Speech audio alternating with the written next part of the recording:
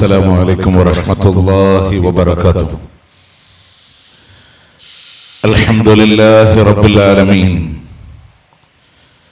الحمد لله الأحد الجبار والصمد الغفار. وأشهد أن لا إله إلا الله الواحد القهار. وأشهد أن محمدًا عبده ورسوله النبي المختار. اللهم صل على محمد وعلى آل محمد كما صليت على إبراهيم وعلى آل إبراهيم إنك حميد مجيد. وبارك على محمد وعلى آل محمد كما باركت على إبراهيم وعلى آل إبراهيم إنك حميد مجيد. أما بعد فإن خير الكلام كلام الله وخير السنن سنن محمد صلى الله عليه وسلم وشر الأمور محدثاتها وكل محدثة بدعة وكل بدعة ضلالة وكل ضلالة في النار. يا أيها الذين آمنوا اتقوا الله حق تقاته ولا تموتن إلا وأنتم مسلمون. رب اشرح لي صدري ويسر لي أمري واحلل عقدة من لساني يفقهوا قولي. أعوذ بالله من الشيطان الرجيم. بسم الله الرحمن الرحيم. الذين آمنوا ولم يلبسوا إيمانهم بظلم أولئك لهم الأمن وهم مهتدون. إليك يا ربي قد وجهت حاجاتي وجئت ببابك يا ربي برغباتي. أنت العليم الذي يجري الضمير به يا عالم الغيب علام الغيوبات. قض الحوائج لي ربه ولست أرى سواك يا ربي من قاض لي حاجاتي قاض لي حاجاتي.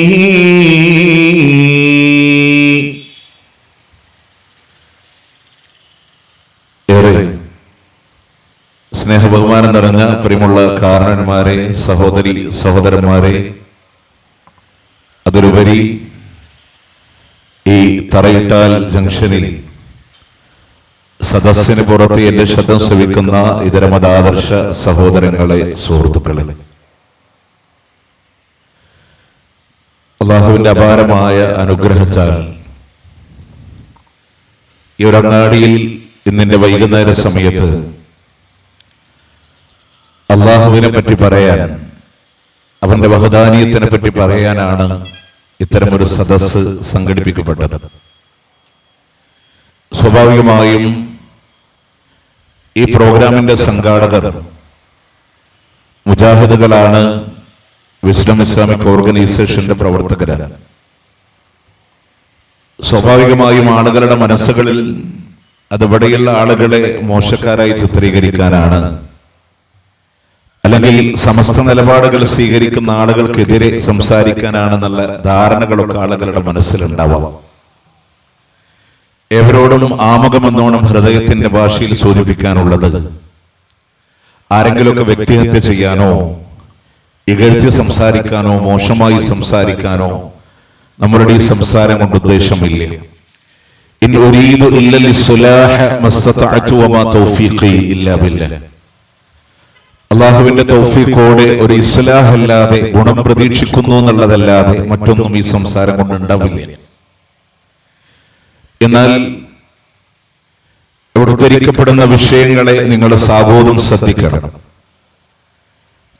അത് അയാൾ പറഞ്ഞതല്ലേ എന്നുള്ളതല്ല വിഷയം. ഉദ്ധരിക്കപ്പെടുന്ന തെളിവുകളെയാണ്. വിശുദ്ധ ഖുർആനാണോ, പ്രവാചകൻ സല്ലല്ലാഹു അലൈഹി വസല്ലമയുടെ ഹദീസുകളാണോ, ഇസ്ലാമിന്റെ പ്രമാണങ്ങളാണോ എങ്കിൽ അതിന്റെ ഖബറിലേക്ക് ഉതകുന്ന, ഞാൻ ഒറ്റപ്പെടുന്ന ലോകത്ത് എനിക്ക് രക്ഷപ്പെടാനുള്ള വഴിയാണ് എന്ന രൂപത്തിലാണ് നാം അതിനെ സ്വീകരിക്കേണ്ടത്.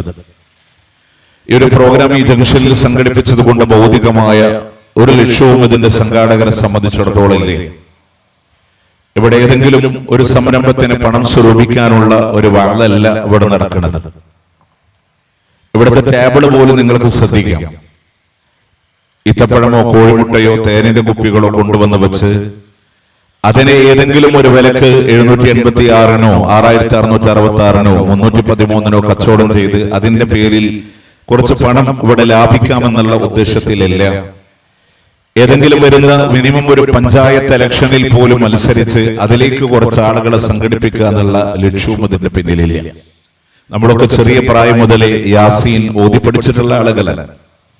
കുട്ടിക്കാലം മുതലേ അതിനെ ഹിഫ്ള് ചെയ്യാൻ നമ്മളതിനെ മുബീനാക്കി തിരിച്ചിട്ടാണ് നമ്മളൊക്കെ പഠിക്കുക. ഒന്നാമത്തെ മുബീൻ, രണ്ടാമത്തെ മുബീൻ അല്ലെ. അതിലെ രണ്ടാമത്തെ മുബീന് തുടങ്ങുന്ന ഒരു ഭാഗമുണ്ട്.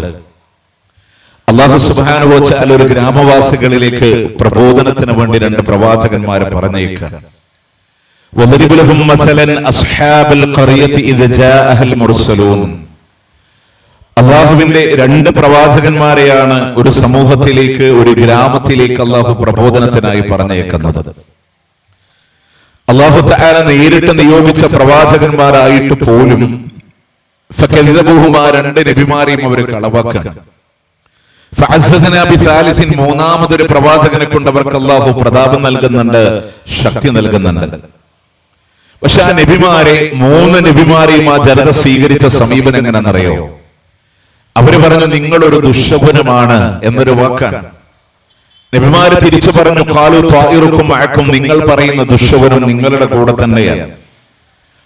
അവസാനം അവരൊരു ശാരീരികമായ അറ്റാക്കിന്റെ ഭീഷണികൾ കൊണ്ടുവന്നു. അവര് പറഞ്ഞു, ലഇല്ലം തൻതഹീദ്, ഇവിടെ അവസാനിപ്പിക്കുന്നില്ലെങ്കിൽ ലനർജുമന്നക്കും, നിങ്ങളെ ഞങ്ങൾ കല്ലെടുത്തെറിയുക തന്നെ ചെയ്യും. വലയമസ്സന്നക്കും മിന്ന അദാബുൻ അലീം, വേദനാജനകമായ ശിക്ഷ നിങ്ങളെ ഞങ്ങൾ അനുഭവിക്കുക തന്നെ ചെയ്യും എന്ന് ആരെയാ ഭീഷണിപ്പെടുത്തുന്നത്? നബിമാരെയാണ്. അവര് നബിമാരെ കല്ലെറിയെന്ന് പറഞ്ഞു, അവർ നബിമാരെ വേദനിപ്പിക്കുന്നു പറഞ്ഞു. പക്ഷെ നബിമാർ തിരിച്ചൊരു കടലമണി പോലും അങ്ങോട്ട് തിരിച്ചെറിയെന്ന് പറഞ്ഞില്ല. നിങ്ങൾ നോക്ക്, അവസാനം ഈ വാഗ്വാദങ്ങളും ഈ തർക്കങ്ങളൊക്കെ നടക്കുമ്പോ അല്ലാഹുവിന്റെ ഖുർആൻ ഇങ്ങനെ തുടർന്ന് പറയാൻ, വജാഅ മിൻ ഖുസൽ മദീനത്തി റജുലുൻ യസ്ആ ഖാല യാ ഖൗമി ഇത്തബിഉൽ മുർസലീൻ. ആ മദീനയുടെ പട്ടണത്തിന്റെ അങ്ങേയറ്റത്ത് നിന്നൊരു മനുഷ്യൻ ഇങ്ങനെ ഓടി വരികയാണ്. ആ മനുഷ്യൻ പറയുന്നുണ്ട്, ഇത്തബിഉൽ മുർസലീൻ, ഈ ദൈവദൂതന്മാരെ, അള്ളാഹുവിന്റെ പ്രവാചകന്മാരെ നിങ്ങൾ പിന്തുടരണേ. ആ നബിമാർക്കൊരു ക്വാളിറ്റി ഉണ്ട്,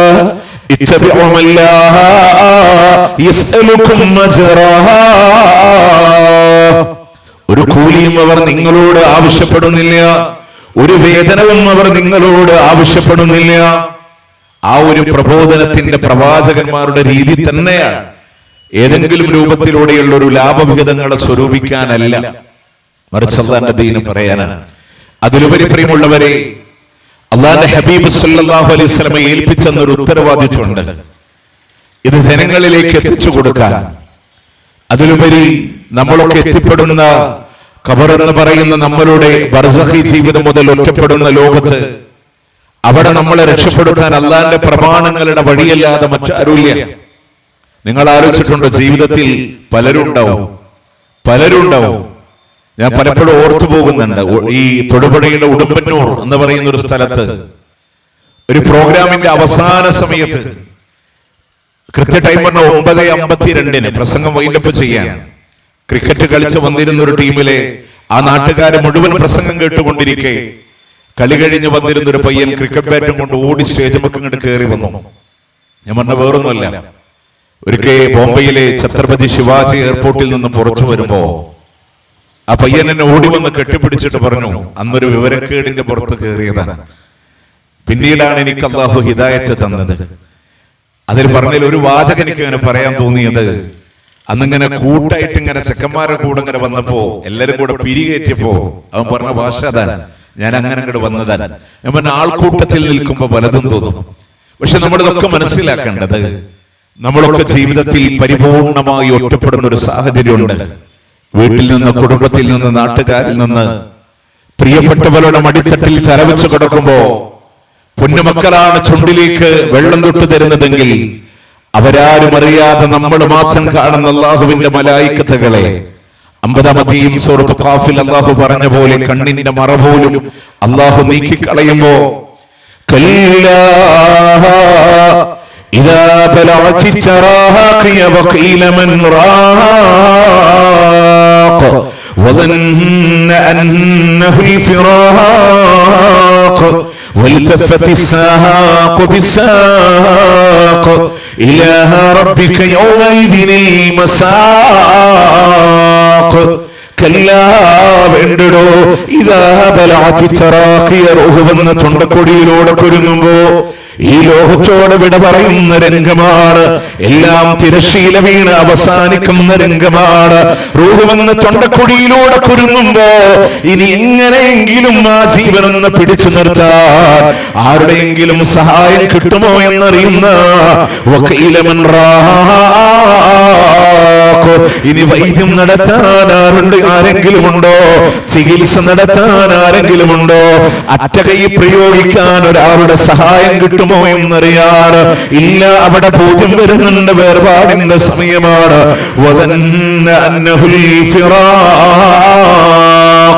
അവരുടെ വേർപാടിന്റെ സമയമാണെന്ന് അവർ മനസ്സിലാക്കുമ്പോ, ലോകത്തോട് വിട പറയുകയാണെന്ന് സത്യം ഉൾക്കൊള്ളുമ്പോ വേദന സഹിക്കാൻ വയ്യ. ഏതോ ഒരു പ്രത്യേകമായ ദിശയിലേക്ക് കണ്ണുനട്ട് കണ്ണിലൂടെ ഒലിച്ചിറങ്ങുന്ന കണ്ണുനീര് പോലും സ്വന്തം കരങ്ങളെ കൊണ്ട് തുടക്കാൻ കഴിയാതെ നിസ്സഹായനായി കാത്തു കെട്ടിക്കിടക്കുമ്പോ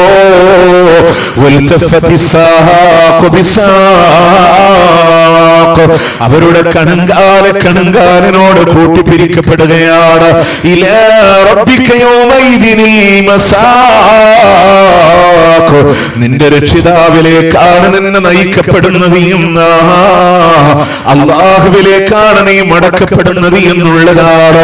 പ്രിയമുള്ളവരെ, ആ മരണത്തിന്റെ വേദന അനുഭവിക്കുമ്പോ കരയണ്ട വാപ്പാ, ഞാനില്ല കൂടെ എന്ന് പറയാൻ ഒരാളെ പോലും ലഭ്യമാവാത്ത നിമിഷമാണെങ്കിൽ, ഒറ്റക്കാണ് അനുഭവിക്കുന്നത് എന്ന സാഹചര്യമുണ്ടെങ്കിൽ, ഇനി വീട്ടിൽ നിന്ന് മയ്യത്തിറക്കുന്ന രംഗമില്ലയോ?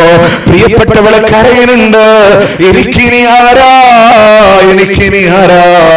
എന്റെ പെങ്ങളെ, നിനക്ക് നിന്റെ ബാപ്പയുണ്ട്, സഹോദരന്മാരുണ്ട്, ബന്ധുമിത്രാദികളുണ്ടെങ്കിൽ ആ പോകുന്ന മനുഷ്യനീ ആരാ? നടന്നു നീങ്ങുന്ന ജനസഞ്ചയത്തില് അങ്ങേ തലക്കലാടി ഉലയുന്ന മയ്യത്ത് കട്ടില് എന്റെ മയ്യത്താണെങ്കിലോ അല്ലാ, എന്റെ മയ്യത്താണെങ്കിലോ റബ്ബേ, അവിടെയും ഒറ്റപ്പെടുന്ന സാഹചര്യമാണെങ്കിൽ കളവ് പറയാത്ത ലോകത്തിന്റെ മുത്ത് പറയാണ്. പുരുഷന്മാരവരുടെ ഷോൾഡറിലേക്ക് മയ്യത്തെടുത്ത് വെക്കുമ്പോ ഇദാ കാനത് സ്വാലിഹായ മയ്യത്താണെങ്കിൽ പറയുന്നുണ്ട്, കദ്ദിമൂനി, എന്നെ നിങ്ങൾ വേഗത്തിലൂടെ കൊണ്ടുപോകണേ. അത് സ്വാലിഹായ മയ്യത്തല്ലെങ്കിൽ, നരകാവകാശിയായ മയ്യത്താണെങ്കിൽ അതിങ്ങനെ വിലപിക്കുന്നുണ്ട്. യാ വൈലഹാ അയ്ന തദ്ഹബൂന ബിഹാ,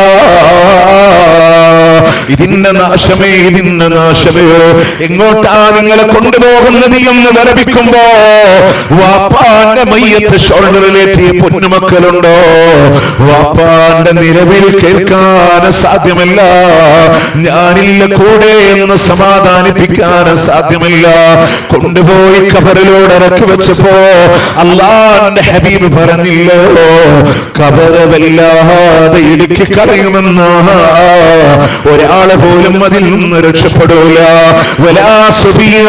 ഒരു കുട്ടി പോലും അതിൽ നിന്ന് രക്ഷപ്പെടില്ല. എന്തിനേറെ അല്ലാഹുവിന്റെ ഹബീബ് പ്രത്യേകം എടുത്തു പറഞ്ഞൊരു വ്യക്തിത്വമില്ലയോ?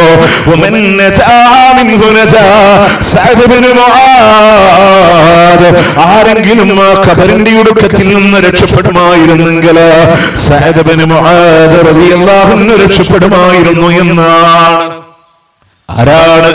ആരാണ് സഅദ് ഇബ്നു മുആദ് എന്നറിയുമോ നിങ്ങൾക്ക്? ബദറിലും ഉഹുദിലും ഖന്ദഖ് യുദ്ധത്തിലും പങ്കെടുത്ത മഹാരഥനാണ്. ഖന്ദഖ് യുദ്ധത്തിൽ ഇബ്നു അറഖ് എന്ന് പറയുന്ന മനുഷ്യൻ ചെയ്ത അമ്പാണ് അതിന്റെ മുറിവാണ് തന്റെ മരണത്തിനുള്ള കാരണമായത് എന്നുണ്ടെങ്കിൽ ബനൂ അശ്ഹൽ ഗോത്രത്തെ മുഴുവനായി ഇസ്ലാമിലേക്ക് കൊണ്ടുവന്ന സഹാബിയാണ്. അദ്ദേഹം ഇവിടെ പറയുമ്പോ ലോകത്തിന്റെ മുത്ത് പറയാണ്, അല്ലാഹുവിന്റെ അർശ് പോലും കിടുങ്ങിപ്പോയിട്ടുണ്ടെന്നാണ്. റഹ്മത്തിന്റെ മലക്കുകള് സഫായി കാത്തു നിന്നത് സഅദ് ഇബ്നു മുആദിന്റെ റൂഹിനെ കൊണ്ടുപോകാനാണെങ്കിൽ, അങ്ങനെയുള്ള സഅദ് ഇബ്നു മുആദിന്റെ ജനാസ ഖബറിലൂടെ ഇറക്കി വെക്കുമ്പോ സുബ്ഹാനല്ലാഹ്, ഖബറ് വല്ലാതെ ഇടുക്കി കളഞ്ഞിട്ടുണ്ടെങ്കിൽ, ആ സഅദ് ഇബ്നു മുആദ് പോലും അതിൽ നിന്ന് രക്ഷപ്പെട്ടിട്ടില്ലെങ്കിൽ പറയാൻ പറ്റോ?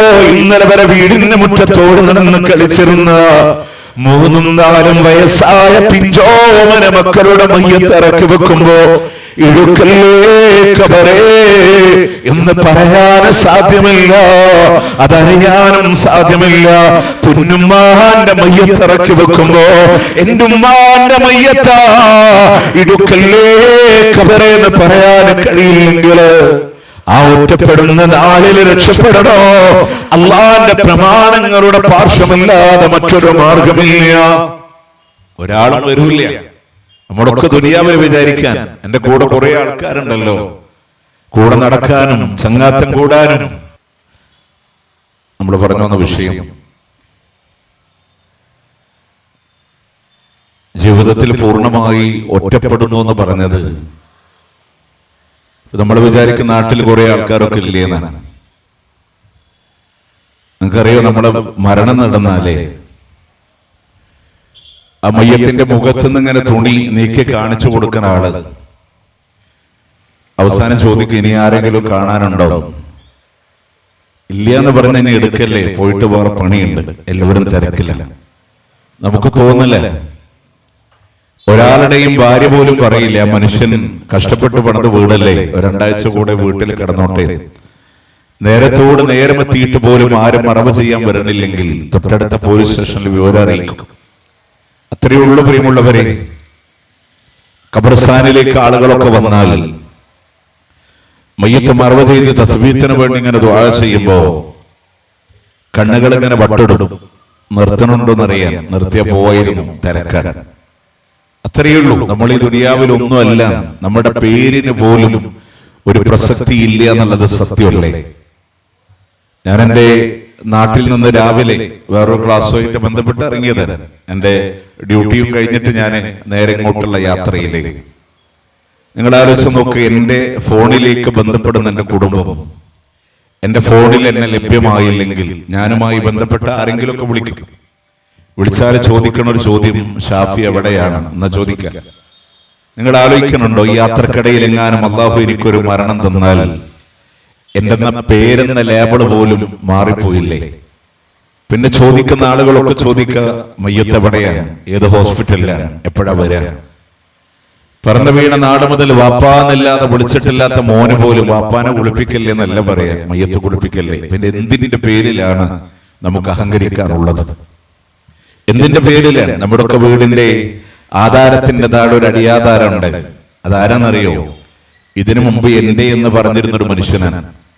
നാളെ നമ്മളും ആ അടിയാധാരത്തിലേക്ക് നീങ്ങേണ്ടവർ തന്നെയാണ്. ഖബറിലേക്ക് ഒന്നും നമുക്ക് കൊണ്ടുപോകാൻ കഴിയണില്ല. ഒരുപക്ഷെ നമ്മുടെ വാപ്പാന്റെ പേരും വല്യപ്പാന്റെ പേരും നമുക്കറിയാം. അതിന്റെ അപ്പുറത്ത് വല്യപ്പാന്റെ വാപ്പാന്റെ പേരെന്താ ചോദിച്ചാൽ നമുക്കറിയില്ല. നിങ്ങളാലോചിച്ചൊക്കെ വരും കാലത്തിൽ നമ്മളും ഈ ലോകത്തുനിന്ന് മറക്കപ്പെടേണ്ടുന്നവർ തന്നെയാണ്. അത്രയേ ഉള്ളൂ. പക്ഷേ എന്നും ജീവിക്കുന്ന ഒരു ലോകമുണ്ട്, അഡ്രസ്സുകൾ നഷ്ടമാവാത്തൊരു ലോകമുണ്ട്.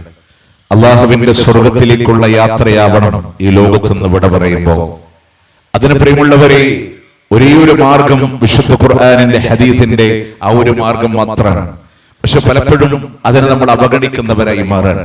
ഖുർആനിലെ 25-ാമത്തെയും സൂറത്ത് ഫുർഖാനിലെ 30-ാമത്തെ ആയത്തിൽ ഞാൻ പലപ്പോഴും ഈ സംസാരം കേട്ട് കഴിയുമ്പോ ഒരുപക്ഷെ പലരും പറയും, പറഞ്ഞതൊക്കെ കാര്യല്ലേ, പിന്നെ ഇവിടുന്ന് ഇതൊക്കെ കഴിഞ്ഞാൽ അങ്ങാടിയിൽ ഒരു ചർച്ച, അത് വഹാബികള് മുജാഹിദീര് പറഞ്ഞ അർത്ഥമല്ലേ എന്ന് പറയും. അതിനാണ് ആയത്ത് നമ്പർ കൊടുത്തിരിക്കുന്നത്. ഞങ്ങളൊക്കെ അറിവിൽ വളരെ കുറവുള്ള ആളുകളാണ്.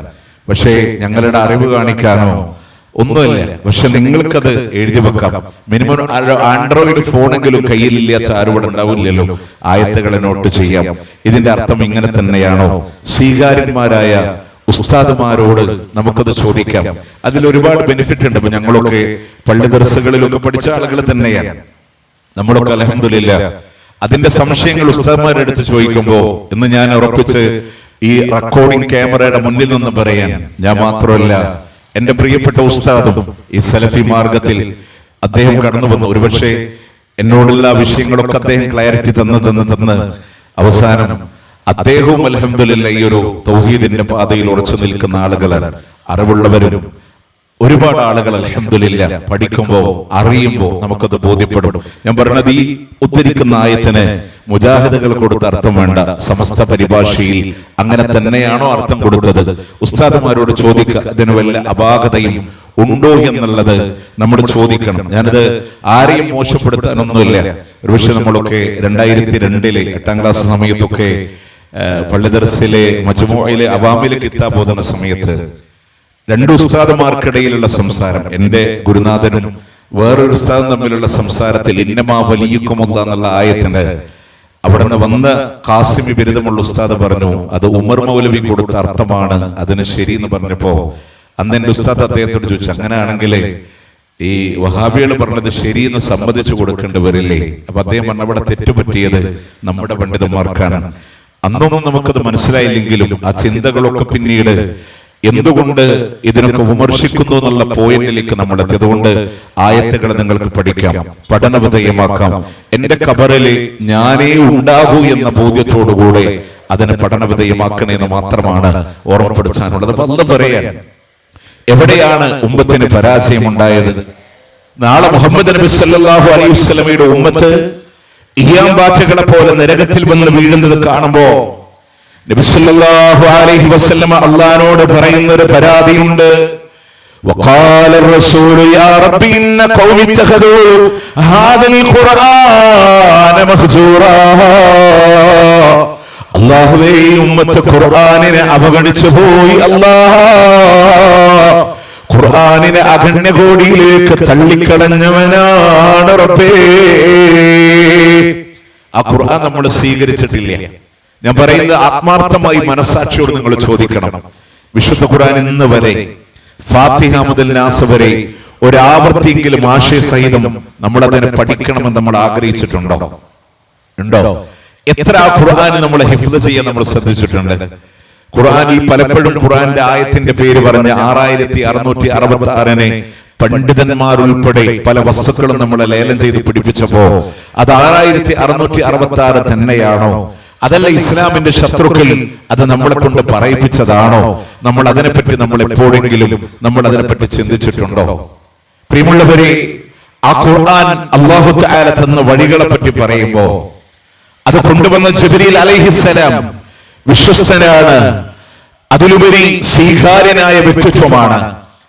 അത് ഓതിക്കൊടുത്ത മുഹമ്മദ് റസൂലുള്ളാഹി സ്വല്ലല്ലാഹു അലൈഹി വസല്ലം എന്ന് പറയുന്ന പ്രവാചകൻ വമാ ഹുവ അലൽ ഗൈബി ബിദനീൻ, അദൃശ്യകാര്യങ്ങളിൽ പിശുക്ക് കാണിക്കാത്തൊരു പ്രവാചകനാണ്. ആ റസൂലുള്ളാഹി സ്വല്ലല്ലാഹു അലൈഹി വസല്ലം നിങ്ങളിലേക്ക് അത് തന്നിട്ട് ഫഅൈന തദ്ഹബൂൻ, എവിടേക്കാ നിങ്ങളുടെ പോക്കെന്ന് അല്ലാഹുവിന്റെ ഖുർആൻ ചോദിക്കുന്ന ഹൃദ്യമായ ഒരു ചോദ്യമല്ലേ. നമ്മൾ ഇന്ന് വരെ ആ ഖുർആൻ പഠിക്കാൻ നമ്മൾ ഖുർആനെ കണ്ടത് എങ്ങനെയാണ്? ഞാൻ ആരെയും മോശക്കാരാക്കാനില്ല. ഖുർആനിനോട് നമ്മളുടെ കടമ നമ്മൾ മനസ്സിലാക്കിയത് ഖുർആൻ ഒരു കുപ്പിയിലാക്കി വീടിന്റെ 4 മൂലക്ക് കുഴിച്ചിട്ടാൽ ഖുർആനോടുള്ള നമ്മുടെ ബാധ്യത വീടിയെന്ന് വിശ്വസിക്കുന്നവരാണ് നമ്മൾ. അതല്ലെങ്കിൽ വീട്ടിലെ ഏതെങ്കിലും ഒരു ഉസ്താദിനെ കൊണ്ടുവന്ന് ഖത്മുൽ ഖുർആൻ നടത്തി അതിന്റെ ചീരണി കൊടുത്ത് ഉസ്താദിന് തൃപ്തിപ്പെടുന്ന എന്തെങ്കിലും ഒരു ഹദിയ കൊടുത്താൽ ഖുർആനോട് ബാധ്യത വീടിയെന്ന് വിശ്വസിക്കുന്നവരാണ് നമ്മൾ. ആ ഖുർആനിന്റെ വഴിത്താരയെ സ്വീകരിക്കാൻ ഹുദൽ ലിൽ മുത്തഖീൻ, ഇത് അള്ളാഹുവിനെ സൂക്ഷിക്കുന്നവർക്കുള്ള മാർഗദർശനമാണ്. ഹാദാ ബലാഉൽ ലിന്നാസ്, ഇത് ജനങ്ങൾക്കുള്ള സന്ദേശമാണ്. ഖദ് ജാഅതുകും ബസായിറു മിർ റബ്ബികും, നിങ്ങളുടെ രക്ഷിതാവിങ്കിൽ നിന്ന് കണ്ണു തുറപ്പിക്കാനുള്ള ഗ്രന്ഥമാണ്. ലിതുഖ്രിജൻ നാസ മിനൽ ളുലുമാതി ഇലൻ നൂർ, ഇരുട്ടിൽ നിന്ന് വെളിച്ചത്തിലേക്ക് നയിക്കാനുള്ള ഗ്രന്ഥമാണ്. ഖുർആനിന്റെ 2-ാം അധ്യായത്തിന്റെ 2-ാമത്തെ ആയത്ത്, 16-ാം അധ്യായം സൂറത്തുൻ നഹ്ൽ, 14-ാം അധ്യായം സൂറത്ത് ഇബ്രാഹിമിന്റെ 1-ാമത്തെ ആയത്ത്, അല്ലാഹു സുബ്ഹാനഹു വ തആല ഇത്രയും വ്യക്തമായി വിശുദ്ധ ഖുർആനെ നമ്മളിലേക്ക് തന്നിട്ട് അതിന്റെ മാർഗത്തിലൂടെയാണോ നമ്മൾ ജീവിക്കുന്നത് എന്ന് പരിശോധിക്കാൻ. പ്രിയമുള്ളവരെ, ആ ഒരു മാർഗത്തിലൂടെ അള്ളാഹനെ നമ്മൾ തിരിച്ചറിയണം, അള്ളാഹുവിന്റെ മഹത്വങ്ങളെ തിരിച്ചറിയണം. ആരാധനകൾ അള്ളാഹു റബ്ബുൽ ഇസ്സത്തിനാണ് എന്ന് നമ്മൾ ഉറപ്പുവരുത്തേണ്ടതുണ്ട്. പ്രിയമുള്ളവരെ, നമ്മൾ ആലോചിച്ച് നോക്കേ, ആ ദീനിന്റെ മാർഗത്തിലൂടെ സ്വീകരിക്കുന്നതിൽ നിന്ന് എവിടെയോ ഒരു അപജയങ്ങൾ അറിഞ്ഞോ അറിയാതെയോ നമ്മളുടെ ജീവിതങ്ങളിലൂടെ കടന്നു വന്നു. അതുകൊണ്ട് എന്തുണ്ടായിന്നറിയോ? നമ്മൾ ആരെ ആരാധിക്കണമെന്ന് പറഞ്ഞ റബ്ബ്, ഞാൻ അതിന്റെ ഒരു ബേസിക് തിയറി എന്നുള്ള രൂപത്തിൽ നിങ്ങളോട് പറയാം. വിശുദ്ധ ഖുർആനിലെ 2-ാം അധ്യായം സൂറത്ത് ബഖറ 21-22 ആയത്തിൽ അല്ലാഹു പറഞ്ഞു, ആരെ നിങ്ങൾ ആരാധിക്കണമെന്നൊരു വാക്ക്. അത് മാത്രം നമ്മൾ ഹൃദയത്തിൽ കൊത്തിയെടുത്ത് നോക്കി. യാ അയ്യുഹന്നാസ്, അല്ലയോ ജനങ്ങളെ, മാനവകുലമേ, മനുഷ്യരെ,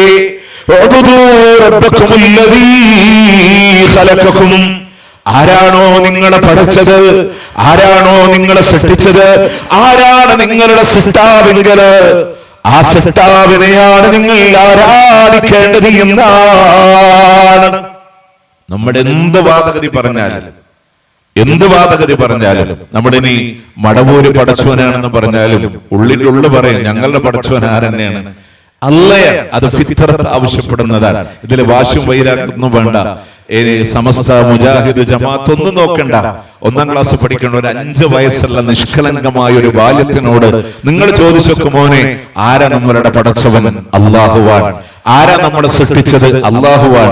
ആരാ ലോകം നിയന്ത്രിക്കുന്നത്? അല്ലാഹുവാൻ. ഏതൊരു കുട്ടിയും പറയും നമ്മളെ പടച്ചത് അല്ലാഹുവാൻ. ആ അല്ലാഹനെയാണ് നിങ്ങൾ ആരാധിക്കേണ്ടത്. വീണ്ടും അല്ലാഹ് പറഞ്ഞു, വല്ലദീന മിൻ ഖബലിക്കും, നിങ്ങളുടെ പൂർവികരെ ആരാ സൃഷ്ടിച്ചത്? വാപ്പക്കാരന്മാർ ആരാ പഠിച്ചത്? അവരെ ആരാ സൃഷ്ടിച്ചത് എന്ന് പറയുമ്പോ അതിൽ വലിയ ഹിക്മത്തുണ്ട്. മനുഷ്യരെങ്ങാനും സൃഷ്ടികളെ ആരാധിക്കുന്നതിലേക്ക് പോകുന്നുണ്ടെങ്കിൽ ആ സൃഷ്ടി വരുന്നതിന് മുമ്പും ഇവിടെ സൃഷ്ടിജാലങ്ങൾ ഉണ്ടായിട്ടുണ്ട്. അദ്ദേഹത്തിന്റെ പിതാവുണ്ടായിട്ടുണ്ട്, പിതാവിന്റെ പിതാവുണ്ടായിട്ടുണ്ട്. അദ്ദേഹം ജനിക്കുന്നതിന് മുമ്പ് അദ്ദേഹത്തിന്റെ ജ്യേഷ്ഠക്കാരന്മാരുണ്ടായിട്ടുണ്ട്. അവരെ ആര് പഠിച്ചു? അവർക്കാര് വെള്ളം കൊടുത്തു? അവർക്കാര് ഓക്സിജൻ കൊടുത്തു? ആ നാഥനെയാണ് നിങ്ങൾ ആരാധിക്കേണ്ടത് എന്ന് വീണ്ടും അല്ലാഹുവിന്റെ ഖുർആൻ പറയാണ്. അല്ലദീ ജഅല ലക്കുമുൽ അർള ഫിറാശാ, ഈ ഭൂമിയെ നിങ്ങൾക്കായി ഒരു വിരിപ്പായി സംവിധാനിച്ചു തന്നവനാരോ? അത്ഭുതമില്ലയോ? അല്ലാഹുവിന്റെ ഖുർആൻ അത്ഭുതമല്ലയോ പറഞ്ഞത്? ഭൂമി നിങ്ങൾക്കൊരു വിരിപ്പാണ്, മിഹാദ തൊട്ടിലാണ്. ആ ഭൂമിയുടെ അവസ്ഥകളെ പറ്റി ഗോളാകൃതി എന്ന് പറയുന്ന, ഓവൽ ഷേപ്പ് എന്ന് പറയുന്ന, പന്തുരുളുന്ന പോലെ ഉരുളുന്ന ഭൂമിയില് 31-ാം അധ്യായത്തിന്റെ 10-ാമത്തെ ആയത്തില് അള്ളാഹു പർവ്വതങ്ങളെ പോലും ആ ഭൂമിയിലൂടെ വെച്ചു തന്നത് അന്തമീതപിക്കും അതിന്റെ സന്തുലിതാവസ്ഥകളെ നിലനിർത്താനാണെന്ന് പറയുമ്പോ അതിനൊരു തൊട്ടിൽ പോലെ സുരക്ഷിതമായി നിങ്ങൾ ആ ഭൂമിയിലൂടെ കഴിയുമ്പോ അതിനെ സംവിധാനിച്ചതാരാണ്? അത് ഏകനായ റബ്ബാണെങ്കിൽ ആ റബ്ബിനെയാണ് ആരാധിക്കാനുള്ളത്. ഉപരിഭാഗത്തെ മേൽക്കൂരയായി സംവിധാനിച്ചു തന്നവനാരോ? മനുഷ്യൻ ജീവിക്കുന്നതിന്റെ 20, 21, 25 കിലോമീറ്ററുകൾക്ക് മുകളിലായി ഓസോൺ ലെയറുകളുടെ സംവിധാനങ്ങളെ തീർത്തു തന്നവനാരോ? സുരക്ഷിതമായ കവചങ്ങളെ തന്നവനാരോ?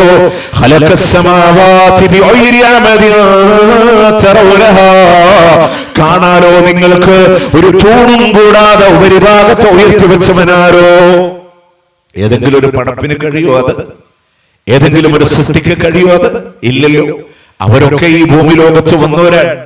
ഈ ആകാശത്തിന്റെ മേലാപ്പിന് താഴെ വളർന്നവരാണ്. അവരൊക്കെ സൂര്യന്റെ പ്രകാശം ആസ്വദിച്ചവരാണ്. ചന്ദ്രന്റെ നിലാവലകൾ ഉൾക്കൊണ്ടവരാണ്. അല്ലാഹു പറഞ്ഞത് ചെയ്തവൻ അവനാണ്. ഉപരിഭാഗത്ത് നിന്ന് വെള്ളമിറക്കി തന്നവൻ.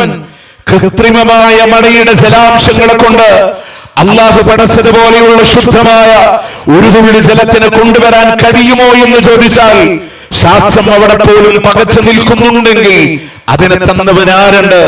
ആ നാഥനെ നിങ്ങൾ ആരാധിക്കുക. ഉണങ്ങി വരണ്ട് കിടക്കുന്ന ഭൂമിയിൽ സൂറത്ത് ഹദീദിന്റെ 20-ാമത്തെ ആയത്തില് ഉണങ്ങി വരണ്ട് കിടക്കുന്ന ഭൂമിയിൽ നിന്ന് സസ്യലതാദികൾ മുളക്കുമ്പോ കർഷകർ പോലും ആ സസ്യങ്ങൾ മുളക്കുമ്പോ കർഷകർ പോലും അത്ഭുതപ്പെടുമാറ്. ആരാണ് ഉപരിഭാഗത്ത് നിന്ന് വെള്ളമിറക്കി സസ്യലതാദികളെ മുളപ്പിച്ചത്? നിങ്ങൾക്കുള്ള കായ്ക്കനികളെ ഭക്ഷണ പദാർത്ഥങ്ങളെ തന്നത് ആ നാഥനെയാണ് നിങ്ങൾ ആരാധിക്കേണ്ടത്. ഒരു ബേസിക് തിയറി. നിങ്ങളെ പഠിച്ചത്, പൂർവികരെ പഠിച്ചത്, ഭൂമിയെ സംവിധാനിച്ചത്, ആകാശത്തെ ക്രമീകരിച്ചത്, മഴ തന്നത്, അതുകൊണ്ട് സസ്യലതാദികൾ മുളപ്പിച്ചത്, അതുകൊണ്ട് കായ്ക്കനികളെ തന്നത് ഏകനായ റബ്ബാണെങ്കിൽ ഒരൊറ്റ വാക്കേ അല്ലാഹുക്ക് പറയാനുള്ളൂ. ഒരൊറ്റ വാക്ക്, ഫലാ തജ്അലൂ ലില്ലാഹി അൻദാദ. അല്ലാഹുക്ക് നിങ്ങൾ സമന്മാരെ വെക്കല്ലേ. എന്തായത്തിന്റെ വ്യാഖ്യാനം ഞങ്ങൾ ആരും സ്വന്തം ഇഷ്ടപ്രകാരം ഒന്നും നിങ്ങളോട് പറയണില്ല. തഫ്സീറുൽ ഖുർആനുൽ അദീം ഇബ്നു കസീർ റഹ്മത്തുള്ളാഹി അലൈഹി ആയത്തിനെ വ്യാഖ്യാനിച്ചിട്ട് പറഞ്ഞു, തശ്ബീഹുൽ ഖാലിഖ് ബിൽ മഖ്ലൂഖ് വതശ്ബീഹുൽ മഖ്ലൂഖ് ബിൽ ഖാലിഖ്. സൃഷ്ടിയെ സൃഷ്ടാവിനോട് സാദൃശ്യപ്പെടുത്തലാണ്, സൃഷ്ടാവിനെ സൃഷ്ടിയോടും സാദൃശ്യപ്പെടുത്തലാണ്. അത് നിങ്ങളെ ചെയ്യാൻ പാടില്ല. ആകാശഭൂമികളെ പടച്ചവൻ അല്ലാഹുവായിരിക്കെ, സസ്യലതാദികളെ മുളപ്പിച്ചവൻ അല്ലാഹുവായിരിക്കെ, അതുകൊണ്ട് നിങ്ങൾക്കുള്ള റിസ്ക് തരുന്നവനും അല്ലാഹുവായിരിക്കെ, നിങ്ങളെ പടച്ചതും നിങ്ങളുടെ തലമുറകളെ സൃഷ്ടിച്ചതും അല്ലാഹുവായിരിക്കെ. അവൻ കാണുന്ന പോലെ മറ്റൊരാൾ കാണുമെന്ന് വിശ്വസിക്കല്ലേ. അവൻ അറിയുന്ന പോലെ മറ്റൊരാൾ അറിയുമെന്ന് വിശ്വസിക്കല്ലേ. അവൻ കേൾക്കുന്ന പോലെ മറ്റൊരാൾ കേൾക്കുമെന്ന് വിശ്വസിക്കല്ലേ. അവൻ സഹായിക്കുന്ന പോലെ മറ്റൊരാൾ സഹായിക്കുമെന്ന് വിശ്വസിക്കാൻ പാടില്ല. അതാണ് ഫലാ തജ്അലൂ ലില്ലാഹി അൻദാദാ. അല്ലാഹുക്ക് നിങ്ങൾ സമന്മാരെ വെച്ച് പോകല്ലേ. നമ്മുടെ ചില ആളുകളൊക്കെ ഹദീസുകളെ വ്യാഖ്യാനിച്ച് അള്ളാഹുവിന്റെ ഔലിയാക്കൾ റബ്ബിലേക്ക് അടുക്കുമ്പോ അവരുടെ കണ്ണ് ഞാനാകും, കാത് ഞാനാകുമെന്ന് ഹദീസിനൊക്കെ കൊണ്ടുവന്നിട്ട് പറഞ്ഞു, അല്ലാഹ് കാണും പോലെ കാണും, അല്ലാഹ് കേൾക്കും പോലെ കേൾക്കും. കഴിഞ്ഞില്ലേ പ്രിയമുള്ളവരെ? കാരണം എന്താ? വലം യകുല്ലഹു കുഫുവൻ അഹദ്. അല്ലാഹനെ പോലെ ഒന്നുമില്ല. പിന്നെ എന്താ മുത്തനബി പറഞ്ഞ ഹദീസ്? അത് ബുഖാരിയിലല്ലേ? അതിന്റെ ശറഹ് എടുക്കുക. ഹാഫിദ് ഇബ്നു ഹജറുൽ അസ്ഖലാനി ഫത്ഹുൽ ബാരിയിൽ എന്താ പറഞ്ഞേ? അല്ലാഹുവിന്റെ ഔലിയാക്കൾ അവരാ കണ്ണുകൊണ്ടൊരു ഹറാമ കാണൂല, അവരാ കാതുകൊണ്ടൊരു ഹറാമ കേൾക്കില്ല, അവരുടെ കൈ കൊണ്ടൊരു ഹറാമ പിടിക്കില്ല. അവരാ അല്ലാഹുവിന്റെ ഔലിയാക്കള്. ആ ഔലിയാക്കളെ നമ്മൾ പിന്തുടരാൻ വേണ്ടി ശ്രദ്ധിക്കുക. അപ്പൊ പ്രിയമുള്ളവരെ, അല്ലാഹു സുബ്ഹാനഹു വ തആല ഒക്കെ നൽകിയത് റബ്ബാണ്. നബിമാരഖിലവും അല്ലാഹനെ പറഞ്ഞിട്ടാണ് ലോകത്തോട് കടന്നു വന്നത്. എല്ലാ തിന്മകൾക്കെതിരെ പറയുമ്പോഴും അതിനു മുമ്പ് അവർ ജനങ്ങളോട് പറഞ്ഞു അല്ലാഹുവിന്റെ വഹദാനിയത്താണ്, അള്ളാഹ്ക്കുള്ള സ്ഥാനം ചെറുതല്ല. അപ്പൊ ആകാശത്തിന് ചുവട്ടിൽ ഏറ്റവും കൂടുതൽ നമുക്ക് കടമയുള്ളത് ആരോടാണ്? അള്ളാഹ് റസൂലും കഴിഞ്ഞാൽ ആരോടാണ്? സ്വന്തം ഉമ്മാനോടാണ്, പിന്നെ ബാപ്പാനോടാണ്.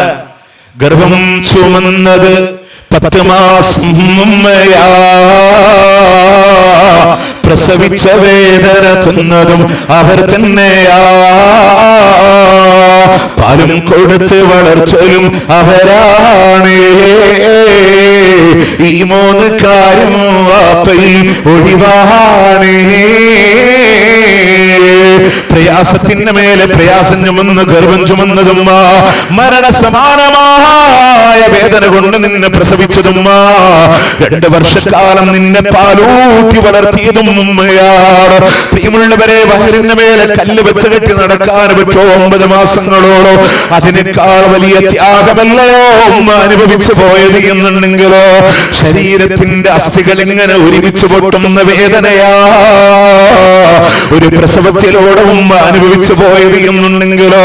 അവിടുന്ന് പാലൂട്ടി വളർത്തുന്ന മക്കളോട് ശരീരത്തിലൂടെ പാലില്ലാതെ കിടന്നു വരുമ്പോ മുളച്ചു വന്ന കിന്നരി പല്ലുകൊണ്ട് മാതാവിന്റെ മാറിടത്തിലൂടെ കടിക്കുമ്പോ മുല്ലമുട്ട് പോലെ പാല് വരുന്നതിന് പകരം രക്തത്തിന്റെ തുള്ളികൾ കടന്നു വരുമ്പോ ഉമ്മാക്ക് വേദനിക്കുന്നടാ എന്ന് പറഞ്ഞ് തലോടി ഉമ്മാന്റെ നൊമ്പരങ്ങളില്ലയോ? അള്ളാഹന്റെ ഖുർആന് പറയാ, നന്മയോടുകൂടെ വർത്തിക്കണേ. അവരോട് ചേർന്ന് പറയുന്ന വാക്ക് പോലും നിങ്ങൾ പറയല്ലേ. കാരുണ്യത്തിന്റെ ചിറകുകൾ താത്തിക്കൊടുക്കേണ്ടതും അവരുടെ മുമ്പിലാണ്. എല്ലാം പറഞ്ഞു. പക്ഷേ എവിടെയൊക്കെ മാതാപിതാക്കളുടെ കടമ പറഞ്ഞോ, അതിനു മുമ്പ് റബ്ബ് പറഞ്ഞു, അല്ലാഹ് 4-ാം അധ്യായം സൂറത്തുൻ നിസാഇന്റെ 36-ാമത്തെ ആയത്ത്, അതുപോലെ തന്നെ 17-ാം അധ്യായം സൂറത്ത് ഇസ്രാഇന്റെ 23-ാമത്തെ ആയത്ത്, അതുപോലെ 31-ാം അധ്യായം സൂറത്ത് ലുഖ്മാൻ 14-ാമത്തെ ആയത്ത്, എവിടെയൊക്കെ അല്ലാഹു മാതാപിതാക്കളോടുള്ള കടമ പറഞ്ഞപ്പോ അതിനു മുമ്പ് പറഞ്ഞു, അല്ലാഹ് വഅബ്ദുല്ലാഹ് വലാ തുശ്രികൂ ബിഹി ശൈആ വബിൽ വാലിദൈനി ഇഹ്സാനാ. അല്ലാഹുവിനെ ആരാധിക്കണേ, അവനോടുള്ള ആരാധനയിൽ മറ്റാരെയും നിങ്ങൾ പങ്കു ചേർക്കാൻ പാടില്ല. മാതാപിതാക്കളോട് നന്മ ചെയ്യണേ. 17-ാം അധ്യായം സൂറത്ത് ഇസ്രായിലൂടെ കടന്നു വന്നപ്പോഴോ, വഖദാ റബ്ബുക അല്ലാ തഅബുദൂ ഇല്ലാ ഇയ്യാഹു വബിൽ വാലിദൈനി ഇഹ്സാനാ. അല്ലാഹു നിങ്ങളോട് ഇതാ വിധിച്ചിരിക്കുന്നു, അവനെയല്ലാതെ നിങ്ങൾ ആരാധിക്കല്ലേ, മാതാപിതാക്കളോട് നന്മ ചെയ്യണേ. എന്തുകൊണ്ടെന്നറിയോ? എല്ലാ നന്മകളും മാതാപിതാക്കൾക്ക് ചെയ്തു കൊടുക്കാൻ. പക്ഷെ അതിനേക്കാളും സ്ഥാനം ആരോട് വേണം?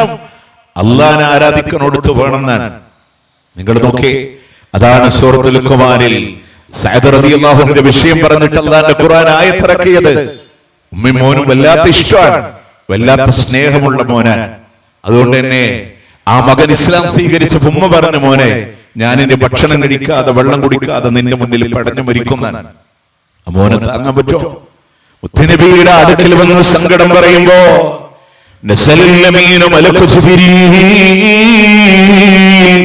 അള്ളാന്റെ വഹയും കൊണ്ട് ജിബ്രീൽ കടന്നു വരികയാണ്. ഖുർആനിന്റെ മനോഹരമായ ആയത്തിറങ്ങുകയാണ്.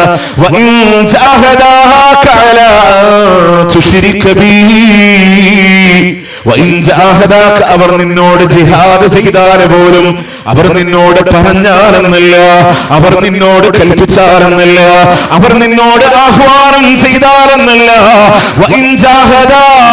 അവർ നിന്നോട് ജിഹാദ് ചെയ്താൽ പോലും, കഠിനമായ പരിശ്രമങ്ങൾ ചെയ്താൽ പോലും, എന്തിനാണെന്നറിയോ? അല്ലാഹുവിലൂടെ പങ്കു ചേർക്കാൻ പറഞ്ഞുകൊണ്ട്, അലാ തുശ്രിക ബി, എന്നിൽ പങ്കു ചേർക്കാൻ പറഞ്ഞുകൊണ്ട് അവർക്ക് അറിവില്ലാത്ത വിഷയമാണെങ്കിലോ അല്ലാഹുവിന്റെ ഖുർആൻ പറഞ്ഞു ഫലാ തുതിഅഹുമാ, ആ വിഷയത്തിൽ അവരെ നിങ്ങൾ അനുസരിക്കാൻ പാടില്ല. അള്ളാഹുവിൽ പങ്കു ചേർക്കാൻ പറഞ്ഞുകൊണ്ട് ജിഹാദ് ചെയ്താൽ പോലും അവരെ നിങ്ങൾ അനുസരിക്കല്ലേ. എന്നാൽ ദുനിയാവിൽ അള്ളാഹു പറയാണ് വസാഹിബുഹുമാ ഫിദ്ദുനിയാ മഅറൂഫാ, ഭൗതികമായി എന്തൊക്കെ നന്മ അവർക്ക് വേണ്ടി ചെയ്തു കൊടുക്കാൻ പറ്റുമോ. എന്നോട് ശിർക്ക് ചെയ്യാൻ പറഞ്ഞതല്ലേ, അള്ളാഹിനോട് നന്ദികേട് കാണിക്കാൻ പറഞ്ഞതല്ലേ, അതുകൊണ്ട് എന്റെ ഔദാര്യത്തിൽ അവരെ ജീവിക്കണ്ട എന്ന് തീരുമാനിക്കാനല്ല. അള്ളാന്റെ ദീന് പറയാണ് അവരോട് ദുനിയാവിൽ എന്തൊക്കെ നന്മകൾ ചെയ്തു കൊടുക്കാൻ പറ്റുമോ, മാതാപിതാക്കൾ എന്ന രീതിയിലോട് എല്ലാ നന്മകളും അവർക്ക് നിങ്ങൾ ചെയ്തു കൊടുക്കണമെന്നാണ്. പക്ഷേ അള്ളാഹനെ ധിക്കരിക്കാ അവരെ നിങ്ങൾ അനുസരിക്കല്ലേ. എത്രത്തോളം അള്ളാന്റെ ദീന് പറഞ്ഞു എന്നറിയോ നിങ്ങൾക്ക്? അനന്തര സ്വത്ത് ഓഹരി വെക്കുന്ന സന്ദർഭങ്ങളിലോ രണ്ട് മതവിഭാഗങ്ങൾക്കിടയിലൂടെ അനന്തരമെടുക്കാൻ കഴിയില്ല.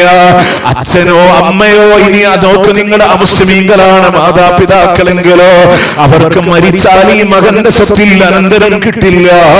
പക്ഷെ അള്ളാഹുവിന്റെ ഖുർആൻ പറയാണ് മരിക്കാൻ നിങ്ങൾ കാത്തു നിൽക്കണ്ട, അവർ മാതാപിതാക്കളാണ്.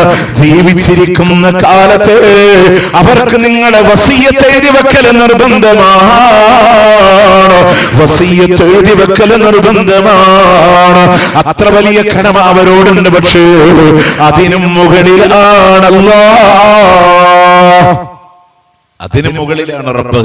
ഇനി റബ്ബിനോട് പങ്കു ചേർക്കല്ലേ എന്നൊക്കെ നമ്മൾ പറയുമ്പോ ഞാന് അതിന്റെ വലിയ മേഖല ഒന്നും പറയണില്ല. സാധാരണക്കാരന് മനസ്സിലാവാൻ വേണ്ടി ചെറിയ ശിർക്ക് പോലും നമ്മളിലൂടെ പാടില്ല എന്ന്. എന്ത് ചെറിയ ശിർക്ക് എന്ന് പറഞ്ഞാൽ അത് മനസ്സിലാക്കി ഒന്നുകൂടെ വ്യക്തമാവും അല്ലേ. മുത്തറസൂല് പറഞ്ഞു ഇയ്യാക്കും അശ്ശിർകുൽ അസ്ഗർ, ഏറ്റവും ചെറിയ ശിർക്കിനെ നിങ്ങൾ സൂക്ഷിക്കണേ. ഉമ്മ ശിർകുൽ അസ്ഗർ യാ റസൂലല്ലാഹ്, റസൂൽ ഏതാ ചെറിയ ശിർക്ക് എന്ന് പറഞ്ഞാൽ അരിയാ, ലോകമാന്യതയാണ്, ജനങ്ങൾ കാരണം എന്ന് വിചാരിച്ച് ചെയ്യുന്ന പ്രവർത്തനമാണെന്ന്. എന്റെ ഗൗരവം നിങ്ങൾക്ക് മനസ്സിലാവാനുണ്ടോ? അത് ഇസ്ലാം എന്ന് പുറത്തു പോവില്ല, പക്ഷേ നരകം അല്ലാഹു ഉറപ്പായി നൽകുന്നതാണ്. സിറാത്ത് പാലല്ലേ, സിറാത്ത് പാലത്തിൽ കയറാൻ അല്ലാഹു ഭാഗ്യം കൊടുക്കുന്നത് വിശ്വാസികൾക്ക് മാത്രമാണ്. അതിനു മുമ്പ് ശിർക്ക് ചെയ്തവരെ മുഴുവൻ നരകത്തിലേക്ക് വലിച്ചെറിയും. പിന്നെ ഉണ്ടാവുന്ന വിഭാഗങ്ങള് വേദക്കാരായ ആളുകളാണ്. മുഹമ്മദ് നബി സല്ലല്ലാഹു അലൈഹി വസല്ലം ഉസൈർ നബിയെ ആരാധിച്ചിരുന്നവരെ അല്ലാഹു സിറാത്ത് പാലത്ത് കയറ്റൂല. എനിക്ക് അങ്ങനെ ഒരു മകനില്ല, അല്ലാഹു അവരെ നരകത്തിലേക്ക് എറിയുന്നതാണ്.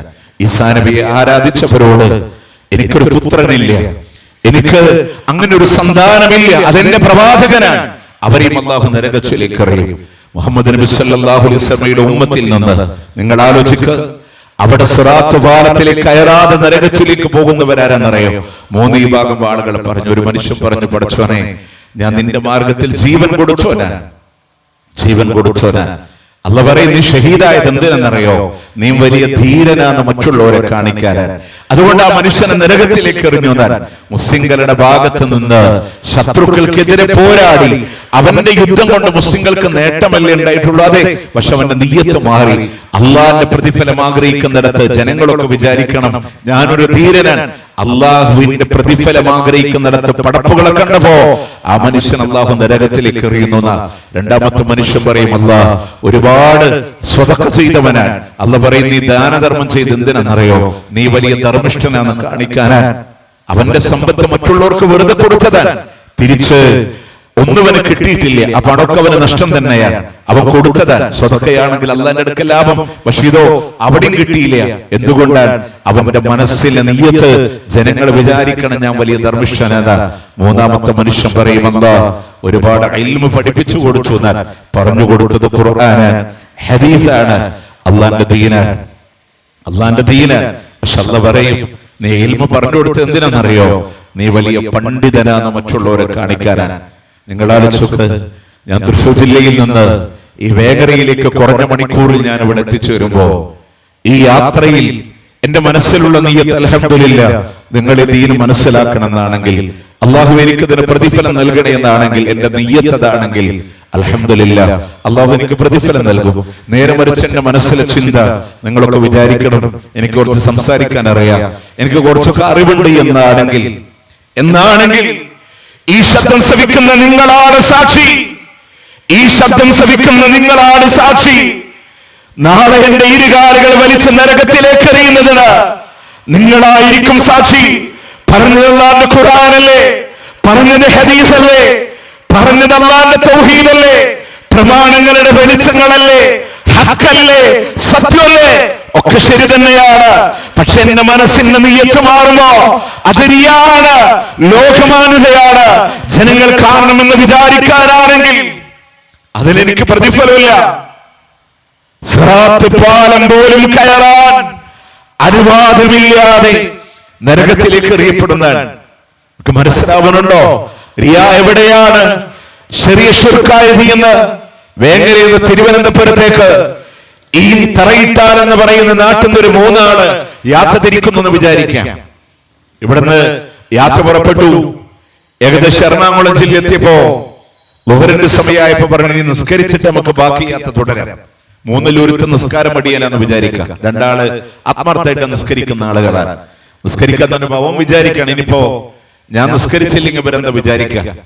ഇവന്റെ കൂടെ ഇറങ്ങി ഇവരൊക്കെ നിസ്കരിച്ചു. അല്ലാഹു അക്ബർ എന്ന് പറഞ്ഞ് തന്നെയാണ് കൈകെട്ടിയത്. എല്ലാ പ്രാർത്ഥനകളും അല്ലാഹുവിനോട് തന്നെയാണ്, സുജൂദ് അല്ലാഹുവിന് മുന്നിൽ തന്നെയാണ്. പക്ഷേ അവന്റെ നിസ്കാരം ഈ 2 ആളുകളെ കാണിക്കാനെന്ന നിയ്യത്ത് കടന്നു വന്നപ്പോ മറ്റുള്ളവരെ കാണിക്കാൻ വേണ്ടി ആര് നിസ്കരിച്ചോ അവൻ ശിർക്ക് ചെയ്തവനാണെന്നാൽ. എന്ന് പറഞ്ഞാൽ സുജൂദ് അല്ലാഹുവിന്റെ മുമ്പിലാണ്, പ്രാർത്ഥനകൾ അല്ലാഹുവിനോട്. പക്ഷെ നിസ്കാരം എന്ന അല്ലാഹു കൊടുക്കേണ്ട ഇബാദത്ത് ഈ ആളുകൾ കാണട്ടെ എന്ന ചിന്ത വന്നതിന്റെ പേരിൽ അല്ലാഹു ആ മനുഷ്യനെ നരകത്തിലേക്ക് എറിയുമെങ്കിൽ, അല്ലാഹു അല്ലാത്തവരോട് ദുആ ചെയ്താൽ, അല്ലാഹു അല്ലാത്തവരോട് പ്രാർത്ഥിച്ചാൽ, അല്ലാഹുവിലേക്ക് നീട്ടേണ്ടുന്ന കരങ്ങളെ അവന്റെ പടപ്പുകളിലേക്ക് നീട്ടിയാൽ അല്ലാഹു പൊറുക്കുമോ? പ്രിയമുള്ളവരെ, അല്ലാഹു പൊറുക്കുമോ? നമ്മൾ വിചാരിക്കും ഇങ്ങനെയൊക്കെ അല്ലാഹുവിനെ പറ്റി പറഞ്ഞിട്ടും ജനങ്ങൾക്ക് എവിടെയാണ് അബദ്ധം ഉണ്ടായതെന്നറിയോ?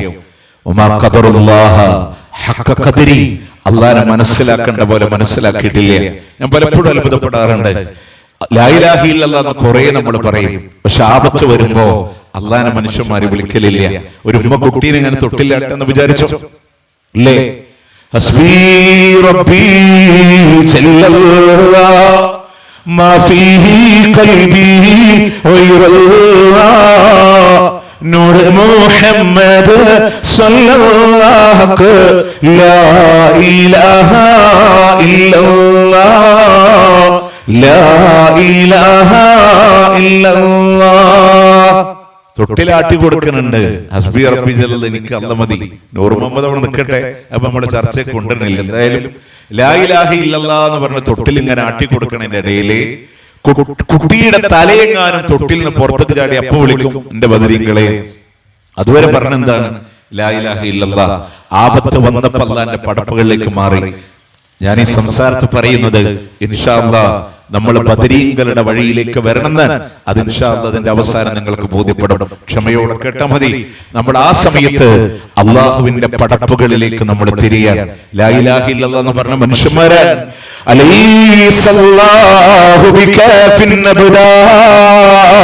ഒരടിമക്ക് അല്ല പോരേ, അടിമക്ക് അല്ല പോരേ. അല്ലാഹുവിനെ മനസ്സിലാക്കാത്തതാണ് തകരാറെന്നുണ്ടെങ്കിൽ ആളുകളോട് പഠിപ്പിച്ചു കൊടുത്തത് എങ്ങനെയാണ്? ഞാൻ പറഞ്ഞത് നിങ്ങൾ ഒരു വിമർശനമായിട്ടല്ല, ഒരു പഠനമായിട്ട് എടുക്കാൻ. നമ്മുടെ ഉസ്താദന്മാരെ ജനങ്ങളോട് പറഞ്ഞു കൊടുത്തു, അല്ലാഹ് എന്ന് പറഞ്ഞാൽ ഒരു ലോക്കൽ KSRTC പോലെയാണ്.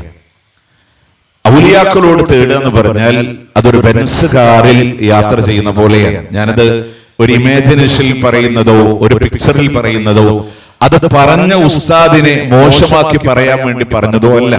അതായത് അല്ലാഹു അല്ലാത്തവരോട് തേടുന്നതിന്റെ വിധി എന്താണ്, ഇസ്തിആസ ചെയ്യുന്നതിന്റെ. നമ്മളൊക്കെ സാധാരണ പറയലുണ്ടല്ലോ, ബദരീങ്ങളെ കാക്കണേ, മൊയ്തീശയെ രക്ഷിക്കണേ എന്ന് പറഞ്ഞ ഉസ്താദ്മാർ നമ്മളോട് പറയും. അത് പ്രശ്നമൊന്നുമില്ല, അത് ഇസ്തിആസയാണ്, ഇസ്തിആസ കുഴപ്പമില്ല എന്നൊക്കെ പറയും. പക്ഷെ ഇസ്തിആസ അള്ളാഹിനോട് മാത്രമേ പറ്റാവുന്നതാണ് പ്രമാണങ്ങളുടെ ഭാഷ. മുഹിയുദ്ദീൻ ഷെയ്ഖ് റഹ്മത്തുള്ളാഹി അലൈഹി ഫുതൂഹുൽ ഗൈബ് എന്ന് പറയുന്ന കിതാബിലും പഠിപ്പിച്ചത് ഇസ്തിആദ അള്ളാഹിനോട് മാത്രമേ പറ്റൂന്നാണ്. പക്ഷെ ഞാൻ പറഞ്ഞ പോയിന്റിലേക്ക് നമ്മൾ വരിക. അള്ളാഹു അല്ലാത്തവരോട് ഇസ്തിആദ ചെയ്താൽ അതിന്റെ മതവിധി എന്താണ്? അത് നിർബന്ധമാണോ? ഉസ്താദന്മാര് പറയും നിർബന്ധമല്ല. നമ്മളൊരു കാര്യം ചെയ്യണതിന് എന്തെങ്കിലും ഒരു ഫായിദ വേണ്ടേ? നിർബന്ധമല്ല. എന്നാ സുന്നത്താണോ? കൂലി കിട്ടുന്ന കാര്യമാണോ?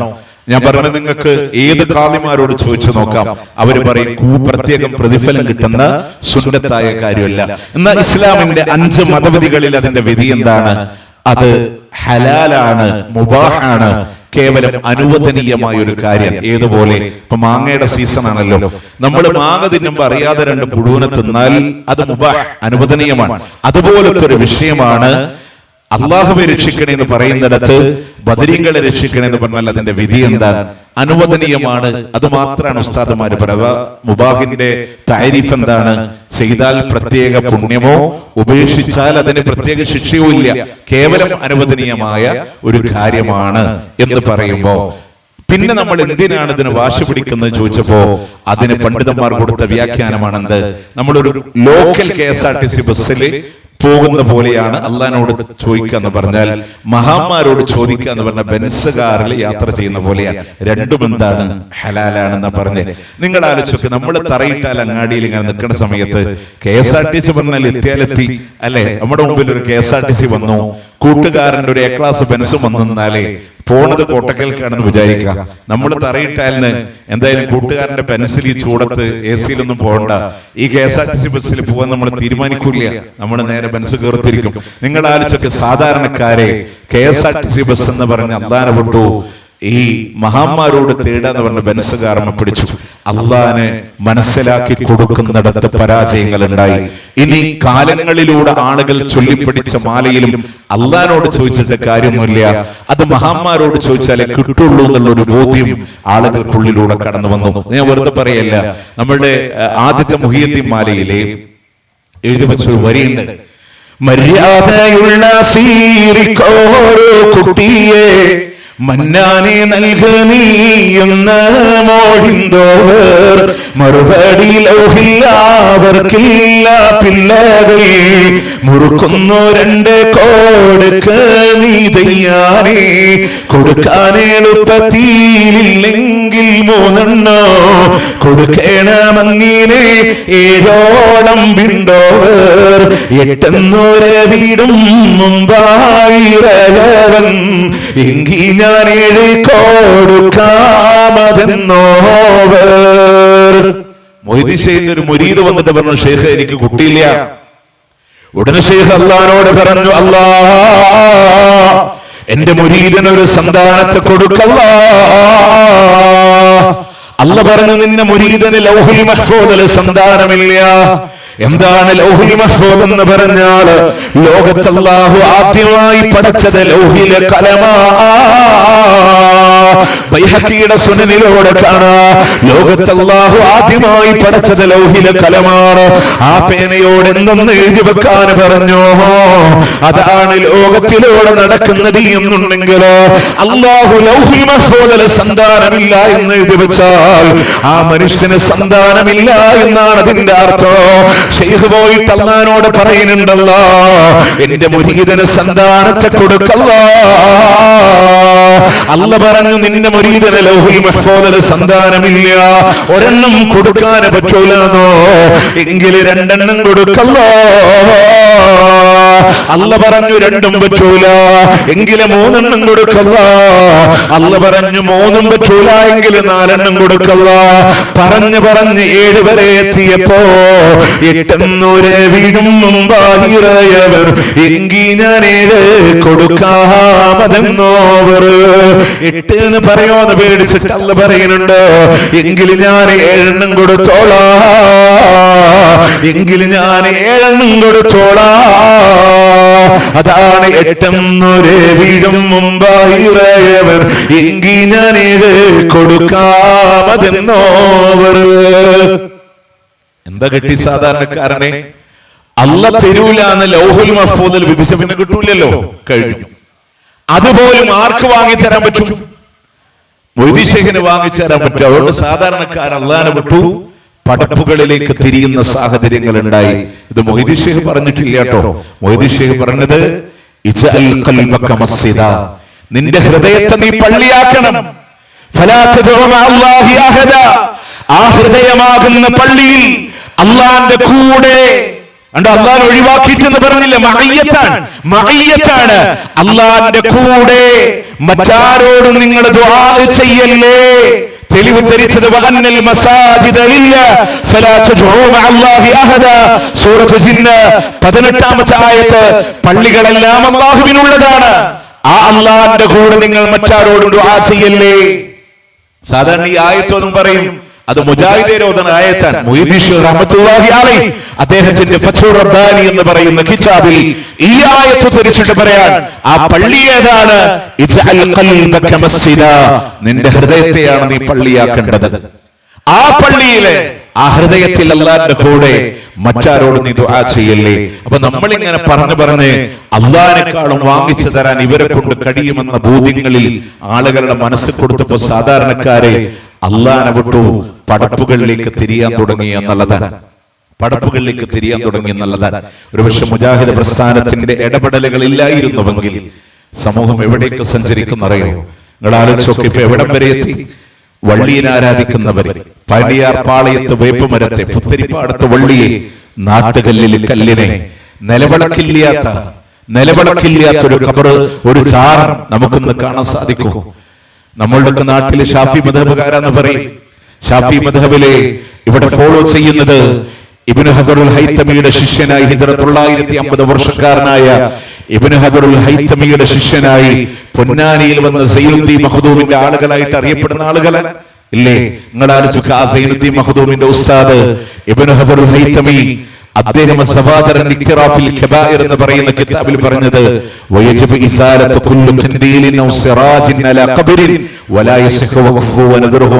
ഖബറിന്റെ മേലെയുള്ള വിളക്കുകളാണെങ്കിലും നിലവിളക്കുകളാണെങ്കിലും നീക്കം ചെയ്യൽ നിർബന്ധമാണ്. വെളിച്ചത്തിനാണോ അത്യാധുനിക വൈദ്യുതിയുള്ള ഈ കാലഘട്ടങ്ങളിലും നിലവിളക്ക് കൊണ്ടുവന്ന് കത്തിച്ചത് വെളിച്ചത്തിനായിരുന്നുവോ? അതിലെ വെളിച്ചെണ്ണ കുടിക്കാൻ, അതിലെ തിരികത്തിക്കാൻ എന്തിനേറെ പ്രിയമുള്ളവരെ, ഖബറിന്റെ അടുത്തൊക്കെ പുരുഷന്മാർക്ക് പ്രവേശനമില്ല എന്നും സ്ത്രീകൾക്ക് മാത്രമേ പ്രവേശനമുള്ളൂ എന്ന് പറയുന്ന ജാറങ്ങൾ വരെയുള്ള നാടായി നമ്മളുടെ മണ്ണ് മാറിയിട്ടുണ്ടെങ്കിൽ കഴിഞ്ഞ 11-ാം തീയതിയിലെ, ഈ മാസം ഏപ്രിൽ 11-ാം തീയതിയിലെ നേർക്കുനേരെ അനുഭവത്തിന്റെ വെളിച്ചത്തിലാണ് മുനമ്പത്ത് ബീവി ജാറത്തിന്റെ അവസ്ഥയാ നിങ്ങളോട് പറഞ്ഞേ. ആണുങ്ങൾക്ക് പ്രവേശനമില്ല, പെണ്ണുങ്ങൾക്ക് അതിന്റെ ഉള്ളിലേക്ക് പ്രവേശനമുള്ളൂ. പക്ഷെ അതിനുള്ളില് ഈ വക ഒഴിച്ചലും വെളിച്ചെണ്ണ കൊടുക്കാൻ 2 കാക്കമാര് നിൽക്കുന്നുണ്ട്. ഒരു ഉസ്താദ് വേഷമൊക്കെ ധരിച്ച 2 ആൾക്കാര്, അവർ 2 പേര് മാത്രം ആണുങ്ങളാണ്. അവരോട് ഞാൻ നേർക്കുനേരെ ചോദിച്ചപ്പോ അവര് പറഞ്ഞാൽ, ഞങ്ങള് ഇവിടുത്തെ ജോലിക്കാർ മാത്രമേ നിൽക്കുള്ളൂ, വേറെ ആളുകൾ കയറാൻ പാടില്ല എന്ന് പറയേണ്ടായി. ഞാൻ പറഞ്ഞെന്തെന്നറിയോ, നമ്മളിത് മനസ്സിലാക്കേണ്ടത് അള്ളാഹുവിന്റെ പടപ്പുകളിലേക്ക് മുജാഹിദ് പ്രസ്ഥാനത്തിന്റെ ഇടപെടലില്ലായിരുന്നുവെങ്കിൽ ഇന്ന് കുറൊക്കെ നമ്മൾ അതിൽ നിന്ന് മാറി കടന്നു വന്നതാണ്. 313 ബദരീങ്ങളുടെ പേര് പറഞ്ഞ് കച്ചവടം ചെയ്തിട്ട് ഇന്ന് ബദരീങ്ങൾ എന്ന് പറഞ്ഞാൽ അത് വലിയൊരാളാണെന്ന് പറയുന്ന തലത്തിലേക്ക് വരെ ഉമ്മമാര് മാറുന്ന അവസ്ഥകളിലേക്ക് ചിന്തകളൊക്കെ മാറിപ്പോയിട്ടുണ്ട്. അൽഹംദുലില്ലാഹ്, ഇടപെടലുകൾ വിജയിക്കുന്നുണ്ട്. നമ്മൾ പഠിക്കുക, ആരോടും ജയിക്കാനും തോൽപ്പിച്ച് കാണിക്കാനും ഒന്നുമില്ലല്ലോ. നമ്മളുടെ ഖബറിന് വേണ്ടി നമ്മൾ ആ വിഷയത്തിലേക്ക് നമ്മളൊന്ന് തിരിച്ചു വരാൻ വേണ്ടിയിട്ടാണ്. പ്രിയമുള്ളവരെ, എവിടെയാണ് ഉമ്മത്ത് മുസ്ലിമ തൗഹീദിൽ നിന്ന് ഇങ്ങനെ തെന്നിപ്പോയ സാഹചര്യങ്ങൾ എവിടെന്നറിയോ? അവിടെയാണ് വിശുദ്ധ ഖുർആനിൽ അള്ളാഹു പൂർത്തീകരിച്ച ഇസ്ലാം. നമ്മളുടെ വക ഏതൊരു ആചാരങ്ങൾ നമ്മൾ അതിൽ തിരികെ കയറ്റിയോ അവിടെയാണ് അള്ളാഹുവിന്റെ തൗഹീദിൽ നിന്ന് നമ്മൾ വ്യതിചലിച്ചു പോയത്. ഒരൊറ്റ കാര്യം ഞാൻ തീർത്തു പറയാൻ, അന്ന് അള്ളാഹുവിന്റെ ഹബീബ് സല്ലല്ലാഹു അലൈഹി വസല്ലം പൂർത്തീകരിച്ച ഇസ്ലാം നമ്മളിൽ ആര് സ്വീകരിച്ചോ അവിടെ നമുക്ക് ഒരിക്കലും പരാജയങ്ങൾ ഉണ്ടാവില്ല. ആ ദീനിൽ നമ്മൾ എവിടെ പുതിയതിനെ കൊണ്ടുവന്നിട്ടുണ്ടോ അവിടെയാണ് റബ്ബില്ലാത്തവരെ ആരാധിക്കുന്ന സാഹചര്യങ്ങൾ വന്നത്. അത് 5-ാമത്തെയും സൂറത്തുൽ മാഇദ 3-ാമത്തെ ആയത്ത് അല്ലാഹു സുബ്ഹാനഹു വ തആല പ്രവാചകന്റെ ഹജ്ജത്തുൽ വിദാ ദുൽഹജ്ജ് 9-ന് അസ്ർ നമസ്കാര ശേഷം ലോകത്തിന്റെ പ്രവാചകൻ ഒട്ടകപ്പുറത്തിരിക്കവേ ജിബ്രീൽ അലൈഹിസ്സലാം ഓതി കൊടുത്ത ആയത്ത് എന്താണത്? اليوم أكملت لكم دينكم وأتممت عليكم نعمتي ورضيت لكم الإسلام دينا. ഇന്നേ ദിവസം ഇതാ അക്മൽതു ലക്കും ദീനക്കും, നിങ്ങളുടെ മതത്തെ ഇതാ നിങ്ങൾക്ക് പൂർത്തീകരിച്ചു കൊണ്ട് തന്നിരിക്കുകയാണ്. വഅത്മംതു അലൈക്കും നിഅമതി, എന്റെ അനുഗ്രഹങ്ങളെ നിങ്ങളുടെ മേലെ പരിപൂർണമാക്കി തരികയും ചെയ്തു. വറദീതു ലക്കുമുൽ ഇസ്ലാമ ദീനാ, ഇസ്ലാമിനെ മതമായി തൃപ്തിപ്പെട്ടുകൊണ്ട് നൽകിയെന്നാണ്. ആയത്തിറങ്ങുന്നത് ദുൽഹജ്ജ് 9-നാണ്. ആ ദുൽഹജ്ജും കടന്ന് മുഹറമും കടന്നു. സഫറിന്റെ അവസാനത്തിൽ അല്ലാഹുവിന്റെ ഹബീബിന്റെ വഫാത്തിന്റെ രോഗം വരികയാണ്. റബീഉൽ അവ്വലിന്റെ ആദ്യത്തിൽ ഈ ലോകത്തോട് വിട പറഞ്ഞിട്ടുണ്ടെങ്കിലോ വഫാത്താകുന്നതിന്റെ 2-3 മാസങ്ങൾക്ക് മുമ്പ് അവതീർണമായ ആയത്തിലൂടെ അല്ലാഹ് പറയാ ഇസ്ലാമിനെ പൂർത്തീകരിച്ചു എന്നാ. അഥവാ ആ മതത്തിലേക്ക് നമ്മളുടെ വക ഒന്നും എടുത്തു വെക്കാനില്ല. ആ മതത്തിൽ നിന്ന് ഒന്നിനെയും എടുത്തു കളയാനും നമുക്കാർക്കും അധികാരമില്ല. ഇത് ഞങ്ങൾ പറഞ്ഞതല്ല. മഹാനായ ഇമാം ഷാഫിഈ റഹ്മത്തുള്ളാഹി അലൈഹിയുടെ ഉസ്താദ് ഇമാം ദാറുൽ ഹിജ്റ മാലിക് റഹ്മത്തുള്ളാഹി അലൈഹി പറയാണ്. എവിടെയാണ് പറഞ്ഞത്? അൽ-ഇഅ്തിസാം എന്ന് പറയുന്ന കിതാബിലാണ്. അദ്ദേഹത്തിന്റെ ശിഷ്യനാണ് രേഖപ്പെടുത്തുന്നത്. പേജ് നമ്പർ 49 മൻ ഇബ്തദഅ ഫിൽ ഇസ്ലാമി ബിദ്അ,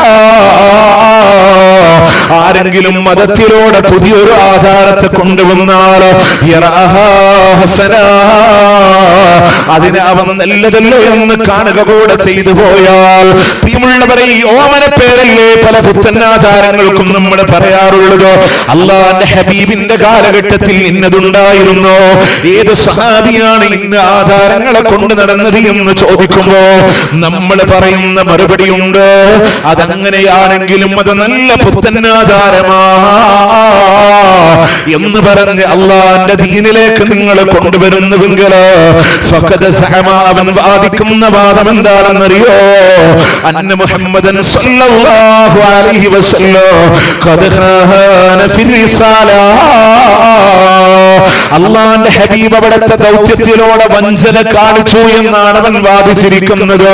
നഊദു ബില്ലാഹ്, അള്ളാന്റെ റസൂലിനെ വഞ്ചകൻ എന്നവൻ വാദിച്ചിരിക്കുന്നു. കാരണമെന്ത്? ലിഅന്നല്ലാഹു തആല യഖൂൽ, കാരണം അല്ലാഹു പറയുന്നുണ്ട് അൽയൗമ അക്മൽതു ലക്കും ദീനക്കും, ഇന്നേ ദിവസം ഇതാ അല്ലാഹു ദീനിനെ പൂർത്തീകരിച്ചു എന്ന് പറയുന്നുണ്ട്. അഥവാ നമ്മൾ പറയാണ്, പ്രിയമുള്ളവര്, ഒരു റബീഉൽ അവ്വൽ 12ന്റെ ആഘോഷങ്ങളെ കൊണ്ടുവരുമ്പോ, ഒരു ജീലാനി ദിനങ്ങളെ കൊണ്ടുവരുമ്പോ, ഒരു ഉറൂസ് മഹാമഹങ്ങളെ കൊണ്ടുവരുമ്പോ, അതിനുള്ള കൊടിയേറ്റങ്ങൾ നടത്തുമ്പോ നമ്മൾ പറയുന്ന ഓമന പേരെന്താണെന്നറിയോ? അത് നല്ല പുത്തനാചാരമല്ലേ എന്നുള്ളതാണ്. പക്ഷെ അള്ളാഹു പറയാണ്, മതമായി ഏതെല്ലാം കാര്യങ്ങളുണ്ടോ അത് മുഴുവനും അല്ലാഹുവിന്റെ ഹബീബ് പറഞ്ഞു തന്നിട്ടല്ലാതെ ഇല്ല. നമ്മൾ പറയുന്ന റസൂലേ എല്ലാ നല്ല കാര്യങ്ങളും താങ്കൾ പറഞ്ഞപ്പോ റബീഉൽ അവ്വൽ 12 അങ്ങ് പറഞ്ഞു തന്നില്ലയോ? ജീലാനി ദിനം അങ്ങ് പഠിപ്പിച്ചു തന്നില്ലല്ലോ?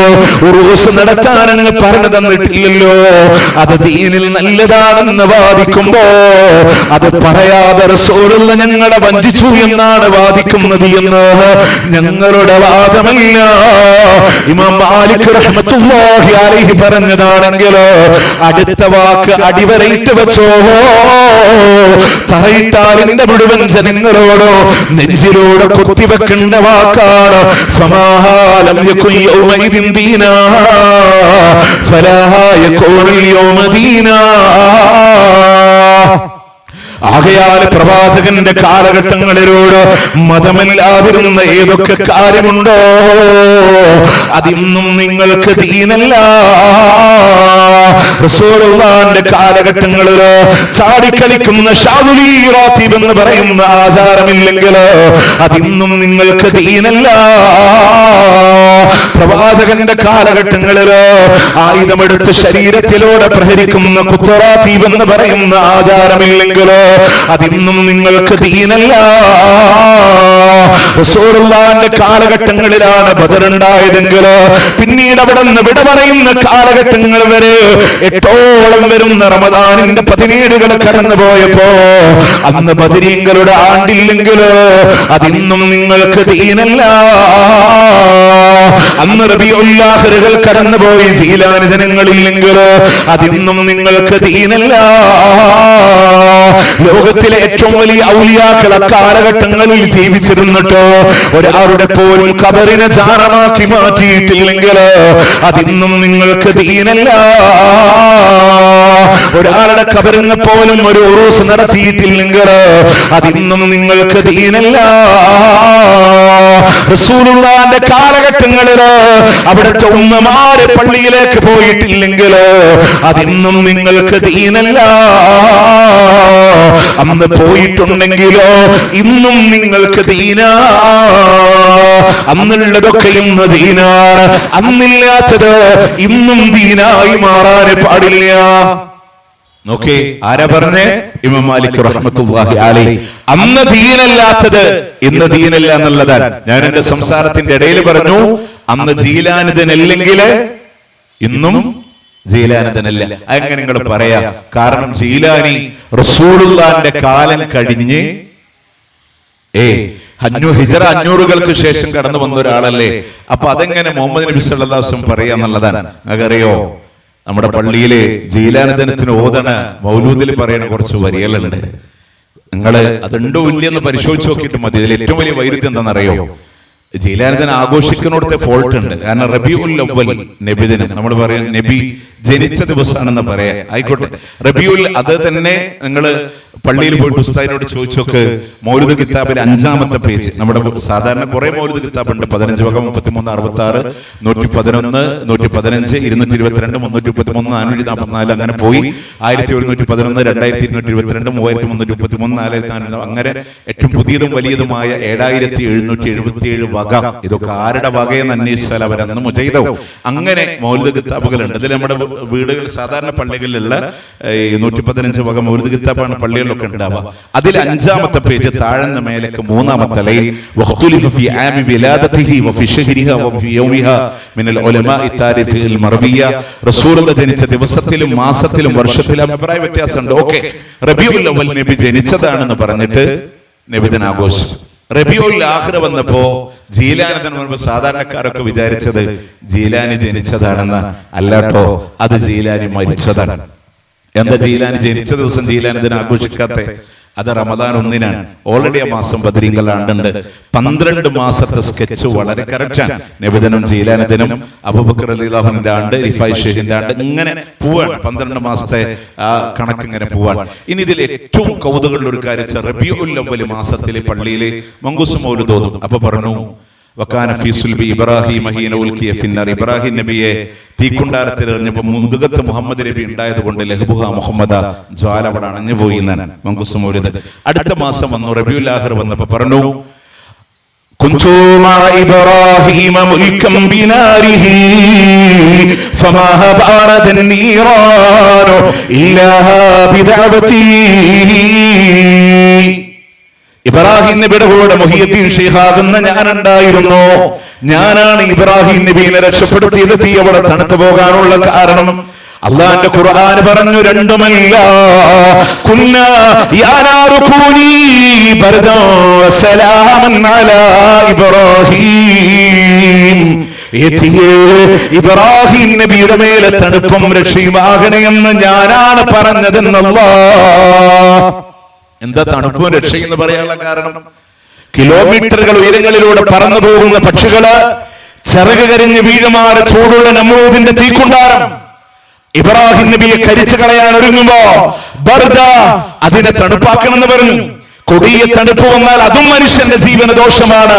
അതുകൊണ്ടല്ല പറഞ്ഞു വസ്സലാമ, ബർദം വസ്സലാമ, സുരക്ഷിതമായ തണുപ്പാകണമെന്ന് പറഞ്ഞു.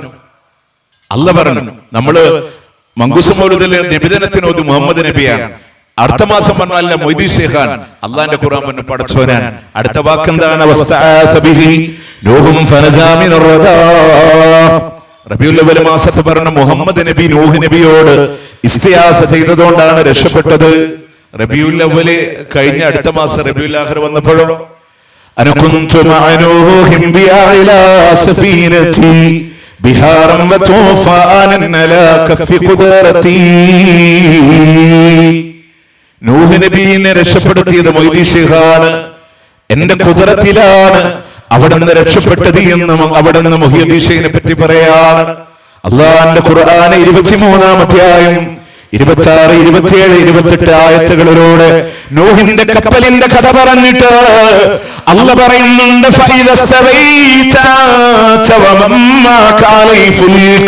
നീയും നിന്റെ ആളുകളും കപ്പലിലൂടെ ചൊവ്വായി കഴിയുമ്പോ, രക്ഷപ്പെട്ട് കഴിയുമ്പോ നീ പറയേണ്ട വാക്കെന്താണെന്നറിയോ? ഫഖുലുൽ ഹംദുലില്ലാഹില്ലദീ നജാനാ മിനൽ ഖൗമിൽ ളാലിമീൻ. ഞങ്ങളെ രക്ഷപ്പെടുത്തിയ അല്ലാഹ് നിനക്കാണ് സർവസ്തുതിയും എന്ന് പറഞ്ഞു. അള്ളാന്റെ ഖുർആൻ വേണോ? നിങ്ങൾ തീരുമാനിച്ചു അല്ലേ? അപ്പോ നിങ്ങൾ ഇബ്രാഹിം നബിയെ രക്ഷപ്പെടുത്തിയത് മൊയ്‌ദീൻ ശൈഖ്, നൂഹ് നബിയെ രക്ഷപ്പെടുത്തിയത് മൊയ്‌ദീൻ ശൈഖ്. തീർന്നിട്ടില്ല കേട്ടോ, തീർന്നിട്ടില്ല. അനകുന്തു മഅ ദാവൂദ കുന്തു മഅ സുലൈമാന കുന്തു മഅ അയ്യൂബ. എല്ലാ നബിമാരുടെ കൂടെ ആരുണ്ട്? മൊയ്‌ദീൻ ശൈഖ് ഉണ്ട്. പറഞ്ഞു അല്ലാഹുവിന്റെ റസൂൽ മിഅ്റാജ് പോകുമ്പോ എവിടം വരെ എത്തിയെന്ന് മനസ്സിലാക്കാനാണ്. അല്ലാഹു പഴച്ചു എന്ന് വരെ വാദിക്കുന്ന അവസ്ഥയിലേക്ക് എത്തിയില്ലേ? മിഅ്റാജ് പോകുമ്പോ കോണി വഴി റസൂലുള്ളാഹി താഴേക്ക് വരുമ്പോ ഷോൾഡർ കാണിച്ചു കൊടുത്തത് മുഹ്യിദ്ദീൻ ശൈഖാ. ഇന്ന് വരെ നിങ്ങൾ എഴുതി വെച്ചില്ലയോ? അതിന്റെ അനന്തരഫലമായിട്ടാണ് യജൂജ് നാട്ടെന്നും ബഹർ മുഹീത്തെന്നും എന്നൊക്കെ പറഞ്ഞിട്ട് ഔലിയാക്കൾക്ക് തല കാണിച്ചു കൊടുക്കണം അതൊക്കെ വരുന്നത്. ഞാൻ പറഞ്ഞത് മുഹമ്മദ് നബീനെ മിഅ്റാജിൽ മൊയ്‌ദീൻ ശൈഖ് രക്ഷിച്ചു. പക്ഷെ ഇതൊന്നും അള്ളാന്റെ ഹബീബ് പറഞ്ഞിട്ടില്ല, അള്ളാന്റെ റസൂൽ പറഞ്ഞിട്ടില്ല. ഇതിനേക്കാളും രസകരം എന്തെന്നറിയോ? എല്ലാ നബിമാരുടെ കാലത്തുണ്ട് മുഹമ്മദ് നബീനെ രക്ഷിച്ചിട്ട് അടുത്ത വാക്കെന്നറിയോ?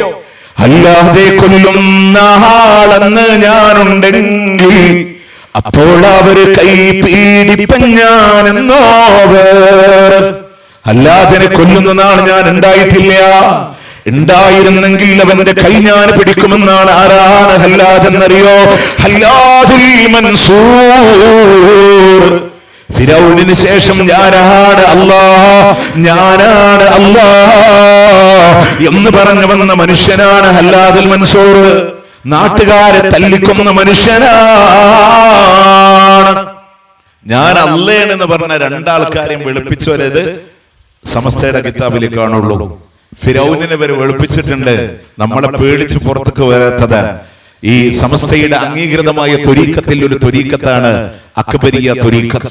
അക്ബരിയ ത്വരീഖത്തിലെ ആധികാരിക ഗ്രന്ഥമാണ് ഫുസൂസുൽ ഹിക്കം എന്ന് പറയുന്ന കിതാബ്. ആ കിതാബിൽ പറയാണ് ഫിറഔൻ കാമിലായ മുഅ്മിനായിരുന്നു എന്നാണ്.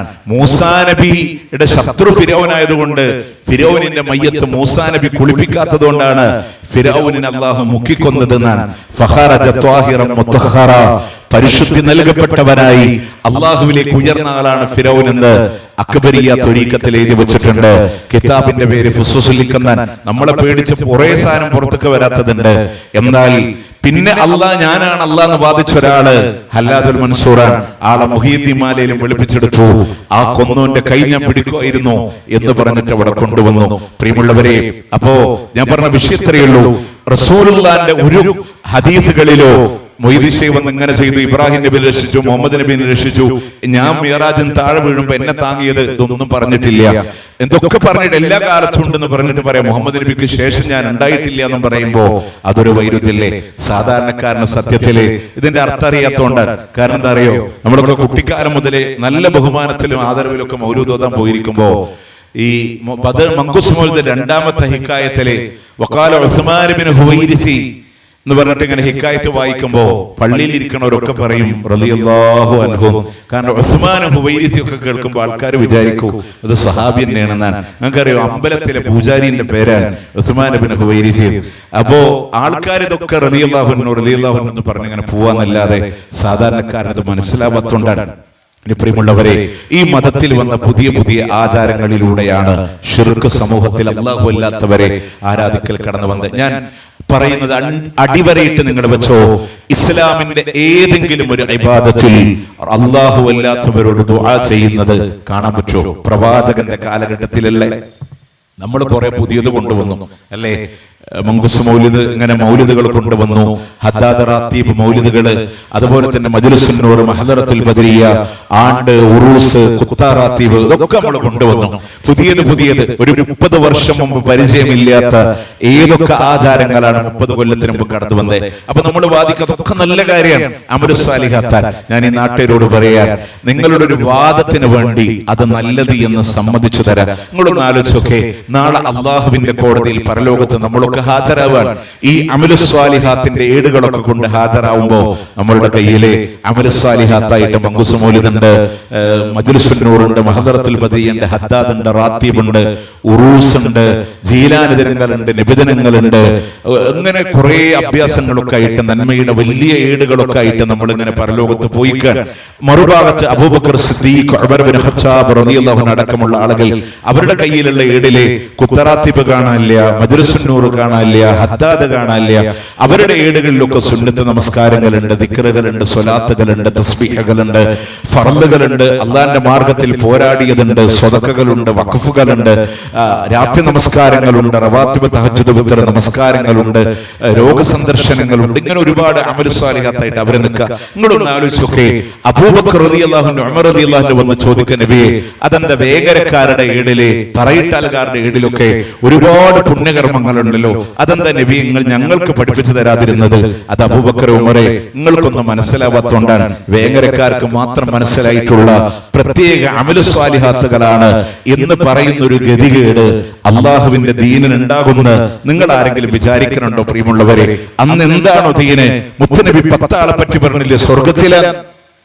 അബൂബക്കറും ഉമറും ഉസ്മാനും അലിയും റളിയല്ലാഹു അൻഹും അജ്മഈൻ തുടങ്ങി സഅദും സഈദും സുബൈറും തുൽഹത്തും വഅബീ ഉബൈദത്തും വബിനിയോ ഫിന്നാശീരിൽ കറമീ. അല്ലാഹുവിന്റെ ഹബീബിന്റെ നാമം കൊണ്ട് സ്വർഗ്ഗമുണ്ടെന്ന് പറഞ്ഞ 10ഓളം വരുന്ന സഹാബ, അവരേത് ആചാരങ്ങളെ കൊണ്ട് സ്വർഗ്ഗത്തിൽ പോയോ, ഏത് അനുഷ്ഠാനങ്ങളെ കൊണ്ട് സ്വർഗത്ത് പോയോ, ആ പാതയെ അനുധാവനം ചെയ്ത് നമുക്കും കൂടെ ആ സ്വർഗത്തിലേക്ക്. ഇനി പുതിയതിന്റെ ആവശ്യമുണ്ടോ? ഞാൻ പറഞ്ഞു, ഉള്ളത് ചൊല്ലി തീർന്നിട്ടല്ലേ നമുക്ക് പുതിയതിന്റെ ആവശ്യം തന്നെ വരുന്നുള്ളൂ. ചൊല്ലിയാ തീരാത്ത അത്രമാത്രം ദിക്റുകളുണ്ട്. മുത്തനബിക്ക് വേണ്ടി എത്ര സ്വലാത്ത് ചൊല്ലിയാലും മതിവരാത്ത അത്രമാത്രം സ്വലാത്ത് നമുക്ക് ചൊല്ലാനുണ്ട്. ഇഷ്ടംപോലെ സുന്നത്ത് നമസ്കാരങ്ങളുണ്ട്, ഇഷ്ടംപോലെ അമലു സ്വാലിഹ്. ഇതൊക്കെ ബാക്കി വെച്ചിട്ട്, ഇതൊക്കെ അവഗണിച്ചിട്ടാണ് നമ്മൾ പുതിയതിന്റെ പിന്നാലെ ഇങ്ങനെ ഓടിക്കൊണ്ടിരിക്കുന്നത് എന്നുള്ളത് കൗതുകപരമായ ഒരു കാര്യം തന്നെയാണ്. നിങ്ങൾ ആലോചിച്ചൊക്കെ, സുന്നത്തുകൾ നിങ്ങളെടുത്ത് അല്ലാത്ത ആരോടും കാണൂല. ഇപ്പൊ നമ്മൾ ഇശാഇന്റെ ബാങ്ക് കേട്ടില്ലേ? ബാങ്കിൽ നിലക്കാതെ കേട്ട നാമമാരുടേതാ? മുഹമ്മദുർ റസൂലുള്ളാഹി സ്വല്ലല്ലാഹു അലൈഹി വസല്ലമയുടെ പേരാണ്. റസൂലുള്ളാഹിന്റെ നാമം മുഴങ്ങിയ ബാങ്കിന്റെ ശേഷമുള്ള പ്രാർത്ഥന ആരോടാ? അല്ലാഹുവിനോടാണ്. اللهم رب هذه الدعوة التامة والصلاة القائمة. അല്ലാഹുവേ, പരിപൂർണമായ വിളിയുടെ നാഥ മുഹമ്മദ് നബി സല്ലല്ലാഹു അലൈഹി വസല്ലമക്ക് ഉന്നതമായ സ്ഥാനം നീ നൽകണേ അല്ലാഹ്. ആരോടാ പ്രാർത്ഥന? അല്ലാഹുവിനോടാണ്. ഞാൻ ചോദിക്കട്ടെ, നമ്മുടെ നാട്ടിൽ റസൂലുള്ളാഹിന്റെ മദ്ഹും ചരിത്രമൊക്കെ പറഞ്ഞ ഒരു വഅദ് നടന്നു എന്ന് വിചാരിക്കാം. ആ വാദിന്റെ അവസാനം ആരോടെ പ്രാർത്ഥിക്കുക? അല്ലയോ പുന്നാഹാര നബിയേ, അവിടെ ഒരുപാട് മദ്ഹ് പറഞ്ഞും പാടിയുമുള്ള സദസ്സാണ്. ഇതിനെ വെറുതെ ആക്കല്ല നബിയേ. ആരൊക്കെ അരയാഭരണങ്ങളും ആരകളെ പാദസ്വരങ്ങൾ ഊരിത്തന്നവരുണ്ടോ, എല്ലാം അങ്ങ് പരിഗണിക്കണേ നബിയേ. റസൂലുള്ളാഹിനോട് പറയാ, നിങ്ങൾ കേട്ടിട്ടില്ലേ? ഹത്താബങ്ങളെ കണ്ണച്ചുടുത്തങ്ങള്, പാപികളാണ് നിങ്ങള്, ദോഷികളാണ് നിങ്ങള്.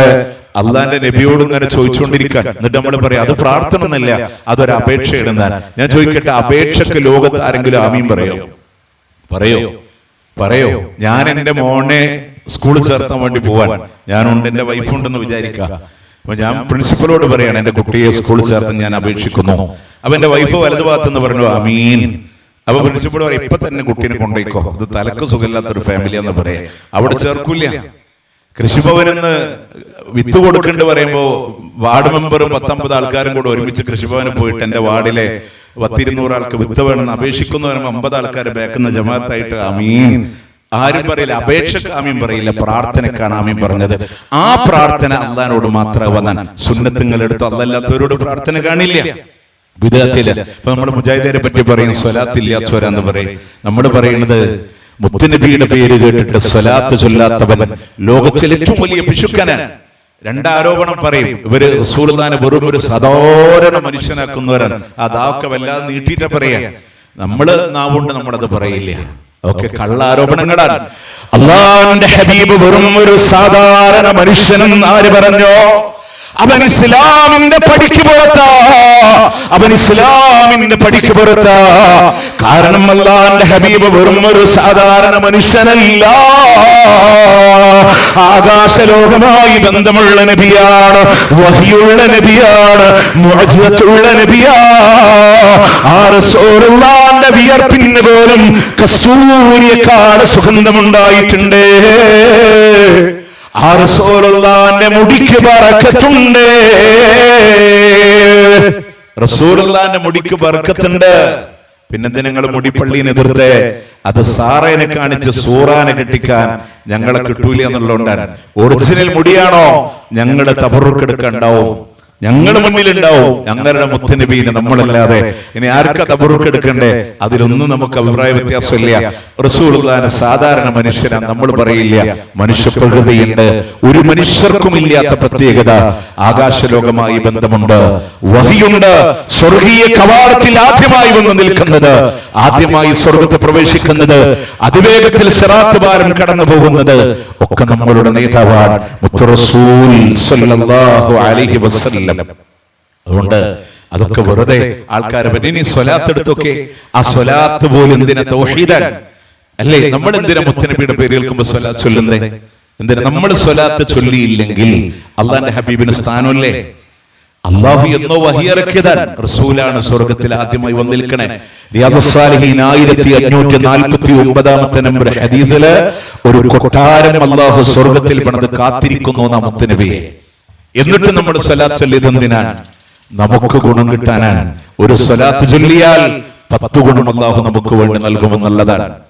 പിന്നെ നമ്മൾ എതിർത്ത് എന്തിനാണെന്നറിയോ? നമ്മൾ സ്വലാത്തില്ലാത്തവരാന്ന് പറയുന്നത് എന്തിനുണ്ടെന്നറിയോ? ഇപ്പൊ ഞാനിവിടെ ഇത്ര നേരം സംസാരിക്കുന്നുണ്ടല്ലോ. ഈ സംസാരത്തിന്റെ ഇടയിൽ എനിക്ക് തോന്നാണ് ഈ സദസ്സ് കൺട്രോൾ എന്റെ കയ്യിൽ നിന്ന് പോകുന്നുണ്ടെന്ന് കണ്ടാൽ എന്താ ഹബീബിന്റെ പേരിലെ സ്വലാത്ത് ചൊല്ലാത്തത്? ഒന്ന് സ്വലാത്ത് ചൊല്ലേ.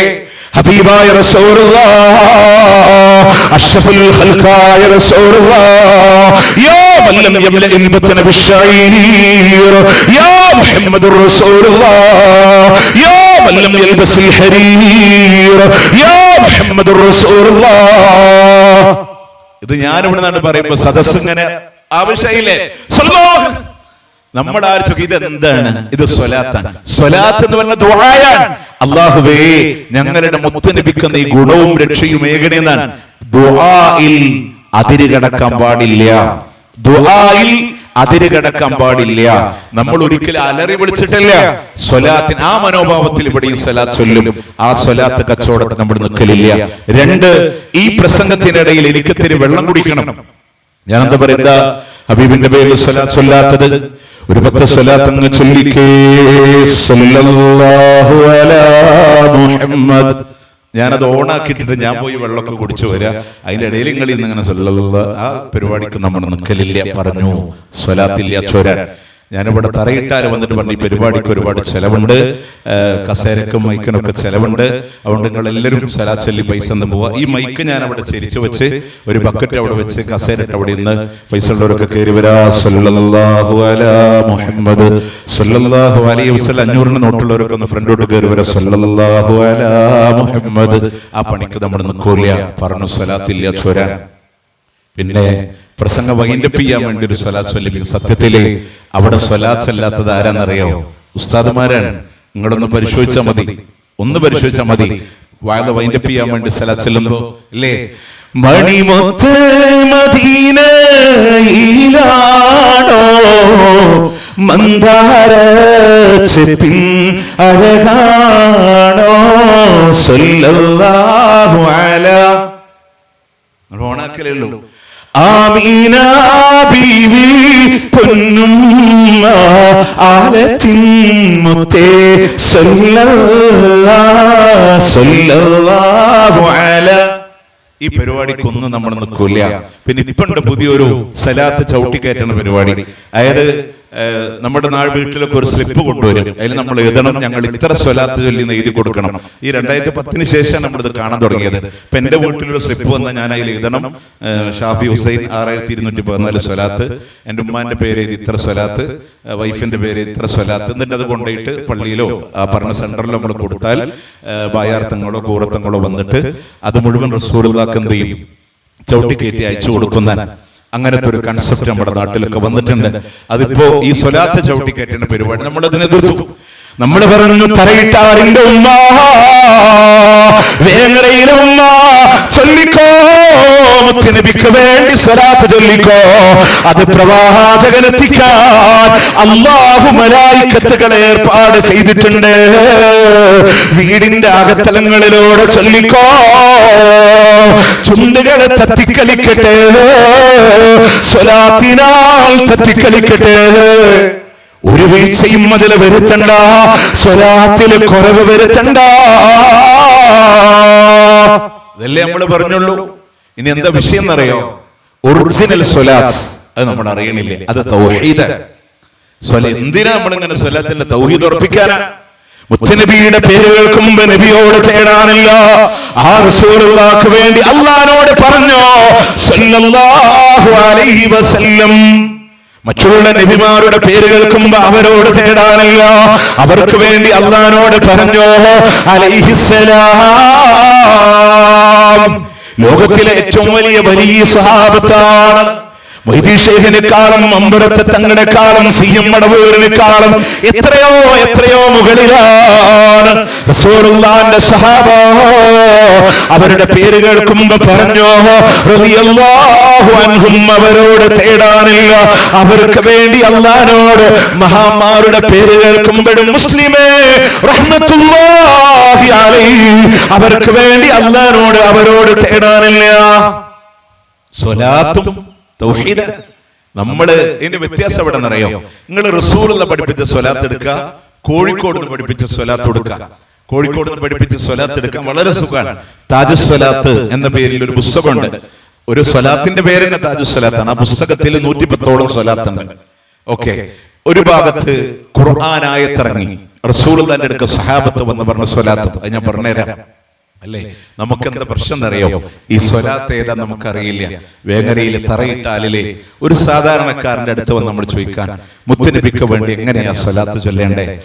നമ്മൾ പറയും അല്ലാഹുമ്മ സ്വല്ലി സ്വലാത്തൻ കാമില വസല്ലിം സലാമൻ തം. അല്ല മോനെ, ആര്യ സ്വലാത്തല്ലടാ, ഈജിപ്തിൽ നിന്ന് വന്നതല്ലേ, മുത്തുനബിയുടെ നാവുകൊണ്ട് പഠിപ്പിച്ച ഒരു സ്വലാത്തില്ലേ, അതേത് അങ്ങനെ ഒരു സ്വലാത്ത്? നമ്മുടെ അത്തഹിയ്യാത്തിൽ ചൊല്ലണ സ്വലാത്തില്ലേ? അപ്പൊ എവിടെ നിന്ന് ചൊല്ലണം എന്നറിയോ? അത്തഹിയ്യാത്തിൽ മുബാറകാത്തു സ്വലവാത്തു തയ്യിബാത്തു ലില്ലാഹ്. അവിടെ നിന്ന് ഇങ്ങനെ ചൊല്ലി വരുമ്പോ കിട്ടി അല്ലാഹുമ്മ സ്വല്ലി അലാ മുഹമ്മദിൻ വഅലാ ആലി മുഹമ്മദ്. അത് സ്വലാത്താണെന്ന് പോലും അറിയാത്ത ആളുകളുണ്ട് ഖുർആനിൽ. ഞാൻ പറയട്ടെ, ഖുർആനിൽ ഒരു ആയത്തിറങ്ങുക, ആ ആയത്തുമായി ബന്ധപ്പെട്ട് മുത്തുനബി ഒരു സ്വലാത്ത് പഠിപ്പിക്കുക, അതിനേക്കാളും പുണ്യമുള്ള ഒരു സ്വലാത്ത് ഇനി ആർക്കെങ്കിലും പഠിപ്പിച്ചു തരാൻ പറ്റുമോ? എന്തേ ആ സ്വലാത്ത് നമ്മൾ ചൊല്ലാത്തെ? ഖുർആനിലെ മനോഹരമായ ആയത്തല്ലേ, ഇന്നല്ലാഹ വമലായികതഹു യുസല്ലൂന അലൻ നബി. അല്ലാഹു മുത്തുനബിക്ക് വേണ്ടി ഗുണം ചെയ്യുന്നുണ്ട്, മലക്കുകൾ ഗുണത്തിന് വേണ്ടി തേടുന്നുണ്ട്. യാ അയ്യുഹല്ലദീന ആമനൂ സല്ലൂ അലൈഹി വസല്ലിമൂ തസ്ലീമാ. വിശ്വാസികളെ ധാരാളമായി സ്വലാത്തും സലാമും നിങ്ങൾ ചൊല്ലണേ. ഖുർആനിൽ ആയത്തിറങ്ങി, സഹാബത്തോടി വന്നു, റസൂലുള്ളാഹിന്റെ മുമ്പിൽ വന്ന് ചോദിക്കുന്നു, നബിയേ അങ്ങയോട് എങ്ങനെയാണ് സലാത്ത് ചൊല്ലാനുള്ളത് നബിയേ? സലാം പറയാനങ്ങ് പഠിപ്പിച്ചു തന്നിട്ടുണ്ടല്ലോ. കൈഫ നസല്ലൂഹു അലൈക യാ റസൂലല്ലാഹ്, എങ്ങനെയാ സ്വലാത്ത് ചൊല്ലാനുള്ളത്? റിസാലത്തിന്റെ പൂച്ചുണ്ടുകൾ ചലിക്കുകയാ. അല്ലാഹുമ്മ സല്ലി അലാ മുഹമ്മദിൻ വഅലാ ആലി മുഹമ്മദ്. അല്ലാഹുവേ, മുഹമ്മദ് നബിക്ക് നീ ഗുണം ചെയ്യണേ അല്ലാഹ്, അവിടുത്തെ അവിടുത്തെ കുടുംബത്തിന് നീ ഗുണം ചെയ്യണേ അല്ലാ. ഇബ്രാഹിം നബിക്കും കുടുംബത്തിനും നീ ഗുണം ചെയ്ത പോലെ വീണ്ടും അല്ലാഹുവോട് പറയുന്നുണ്ടല്ലോ, ഇബ്രാഹിം നബിക്കും കുടുംബത്തിനും നീ ബറക്കത്ത് ചെയ്ത പോലെ മുഹമ്മദ് നബിക്കും അവിടുത്തെ കുടുംബത്തിനോ നീ ബറക്കത്ത് ചെയ്യണേ അല്ലാ. മുഹമ്മദ് നബിക്ക് വേണ്ടി അല്ലാഹുവോട് തേടാനാ, റസൂലുള്ളാഹിനോട് തേടാനല്ല. കണ്ടോ, അത് ഒറിജിനൽ സ്വലാത്താണ്. ഇനി കോഴിക്കോട് നിന്ന് പഠിപ്പിച്ച സ്വലാത്ത് ഏതാ? ഹുദബിയദീ കദലാക തഹീലതി വഅദ്രിക്നി യാ റസൂലല്ലാഹ്. ഹുദബിയദീ എന്റെ കൈക്കൊന്ന് പിടിക്കണോ, കദലാക തഹീലതി എന്റെ സൂത്രമൊക്കെ ഇടുങ്ങി പോയിട്ടുണ്ട്, വഅദ്രിക്നി യാ റസൂലല്ലാഹ് എന്നെ ഒന്ന് സ്വീകരിക്കണേ നബിയേ. റസൂല് പഠിപ്പിച്ചതിൽ അല്ലാഹുവോട് നബിക്ക് വേണ്ടി, കോഴിക്കോട് നിന്ന് പഠിപ്പിച്ചതിൽ നമുക്ക് വേണ്ടി നബിയോട്. ഏത് വേണം? റസൂലുള്ള പറഞ്ഞത് തൗഹീദാണ്, കോഴിക്കോട് നിന്ന് പഠിപ്പിച്ചത് ഷിർക്കാൻ. ഏതാ വേണ്ട നമ്മൾ സ്വീകരിക്കുക? ഞാൻ പറഞ്ഞ സുന്നത്ത് നിങ്ങൾ ഏതെടുത്തോ, തൗഹീദ് അല്ലാതെ കാണൂല. ഇനി നിങ്ങൾ ആലോചിച്ചൊക്കെ സുന്നി മുജാഹിദ് ജമാഅത്ത് തർക്കം വേണ്ട. അള്ളാന്റെ പള്ളിയിൽ നിസ്കരിക്കാൻ കയറി എന്ന് വിചാരിച്ചോ, കൈകെട്ടി നമ്മൾ എന്താ പറയാ? അല്ലാഹു അക്ബർ. സമസ്ത പറയും അല്ലാഹു അക്ബർ, സലഫി പറയും അല്ലാഹു അക്ബർ, ജമാഅത്തുകാരൻ പറയും അല്ലാഹു അക്ബർ, തബ്ലീഗുകാരൻ പറയും അല്ലാഹു അക്ബർ. എന്നിട്ട് ദുആഉൽ ഇഫ്തിതാഹ് അല്ലാഹുമ്മ ബഅഇദ് ബൈനി എന്നുള്ള ദുആയാവട്ടെ, ഹനഫി മദ്ഹബുകാരന്റെ സനാ ആവട്ടെ, ഇനി വജ്ജഹ്തു വജ്ഹിയ ലില്ലദീ ഫത്തറസ് സമാവാതി വൽ അർദ നമ്മുടെ നാട്ടിലെ ഷാഫി മദ്ഹബുകാരൊക്കെ ഭൂരിപക്ഷം ചെല്ലുന്ന ദുആഉൽ ഇഫ്തിതാഹ് അതാണ്. എന്താ അല്ലാഹുവോട് പറയണേ? പടച്ചോനെ നിന്നേക്ക് മുന്നിട്ടിരിക്കുന്നു അല്ലാഹ്. ഇന്ന സ്വലാത്തി വനുസുക്കി, എന്റെ നമസ്കാരമില്ലയോ, വനുസുക്കി എന്റെ ബലികർമ്മങ്ങളില്ലയോ, എന്റെ മറ്റാരാധനകളില്ലയോ, വമഹ്യായ വമമാതി എന്റെ ജീവിതമില്ലയോ, മരണമില്ലയോ, ലില്ലാഹി റബ്ബിൽ ആലമീൻ സർവലോക രക്ഷിതാവായ അല്ലാഹ്ക്ക് വേണ്ടിയിട്ടുള്ളതാണ്. കാരണം അത് ഹദീസാണ്, ദീനാണ്. എന്റെ നമസ്കാരം അല്ലാഹ്ക്ക്, എന്റെ ബലികർമ്മങ്ങൾ. മൊയ്തി ശേഖിന്റെ പോത്തില്ല, മമ്പുറത്ത് ആടില്ല. നോക്കേ, നിങ്ങൾ നോക്ക്, അവിടുന്ന് മൊയ്തി ശേഖിന്റെ കോഴിയില്ല, ബദരീങ്ങളുടെ പോത്തില്ല. ഒക്കെ അല്ലാഹുവോട് പറഞ്ഞു, പടച്ചോനെ ബലികർമ്മം നിനക്കാണ്, നിനക്കാണ്. എന്റെ ജീവിതം, എന്റെ മരണം അല്ലാഹ്ക്കാണ്. അത് കഴിഞ്ഞിട്ട് ഔദു ബില്ലാഹി മിനശ് ശൈത്താനിർ റജീം, അല്ലാഹുവേ ശൈത്താന്റെ ശർറിൽ നിന്നോട് കാവൽ ചോദിക്കുന്നു. ഇശാ നിസ്കാരത്തിലൊക്കെ നമ്മളത് പറഞ്ഞു. നിസ്കാരം കഴിഞ്ഞിട്ട് പള്ളിയിൽ മജ്ലിസുൻ നൂറുണ്ട്, ഒന്ന് മാറ്റി പിടിച്ചു. നിസ്കാരത്തിന്റെ ഇടയിൽ ഔദു ബില്ലാഹി മിനശ് ശൈത്താനിർ റജീം, അല്ലാഹുവേ ശൈത്താനിന്റെ ശർറിൽ നിന്നോട് കാവൽ ചോദിക്കുന്നു.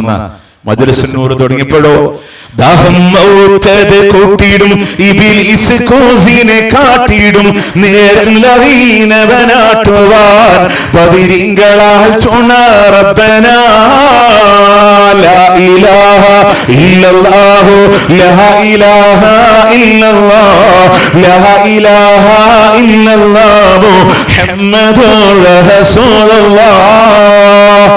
ആ മറുപടിയെങ്കിലും നമ്മളൊന്ന് പഠിച്ചിരുന്നെങ്കിൽ എത്ര നന്നായി ഇല്ലേ? ഒരാൾ പറഞ്ഞു മരിക്കണ നേരത്തെ ഇബ്ലീസ് വെള്ളം കൊണ്ടുവരുമ്പോ ബദരീങ്ങളുടെ കാവല് തന്നെ പടച്ചോനെ. അപ്പൊ മറ്റും പറയാ ലാ ഇലാഹ ഇല്ലല്ലാഹ്. അപ്പോ നിങ്ങൾ ആലോചിക്കുക, മരിക്കണ നേരത്ത് ഇബ്ലീസ് വെള്ളം കൊണ്ടുവരുമ്പോ ബദരീങ്ങളുടെ കാവല് തരണേന്ന്. നമ്മളിവിടെ മനസ്സിലാക്കേണ്ട ഒരു കാര്യം എന്താണെന്നറിയോ? സാക്ഷാൽ ബദറിന്റെ രണഭൂമിയില് പങ്കെടുത്ത ആളാണ് ഇബ്ലീസ്. ബദരീങ്ങളെ കണ്ടിട്ട് ഇബ്ലീസ് ഓടിയിട്ടില്ല. ഞാൻ ബദരീങ്ങൾ മോശക്കാരെന്നല്ല, സ്വഹാബത്തിനിടയിൽ ഉന്നത സ്ഥാനമുള്ളവരാണ് ബദരീങ്ങള്, അള്ളാന്റെ അടുക്കൽ സ്ഥാനമുള്ളവരാണ് ബദരീങ്ങള്. ബദർ യുദ്ധത്തിൽ പങ്കെടുത്ത മലായിക്കത്തുകൾക്ക് മലക്കുകളുടെ കൂട്ടത്തിൽ സ്ഥാനമുള്ളവരാണ്. അപ്പൊ ബദർ നിസ്സാരല്ല, ബദരീങ്ങൾ നിസ്സാരക്കാരല്ല. പക്ഷേ പഠിക്കേണ്ട വിഷയം പ്രമാണങ്ങളിലൂടെ പഠിക്കണം. ബദറിന്റെ രണഭൂമിയിൽ പങ്കെടുത്ത ആളെ ഇബ്ലീസ്. 300 ചില്ലാനം വരുന്ന സ്വഹാബത്തിനെ കണ്ട്, ശുഹദാക്കളെ കണ്ട് ഇബ്ലീസ് ഓടിയില്ല. പിന്നെ ഇബ്ലീസ് ഓടിയത് എപ്പോഴാണെന്നറിയോ?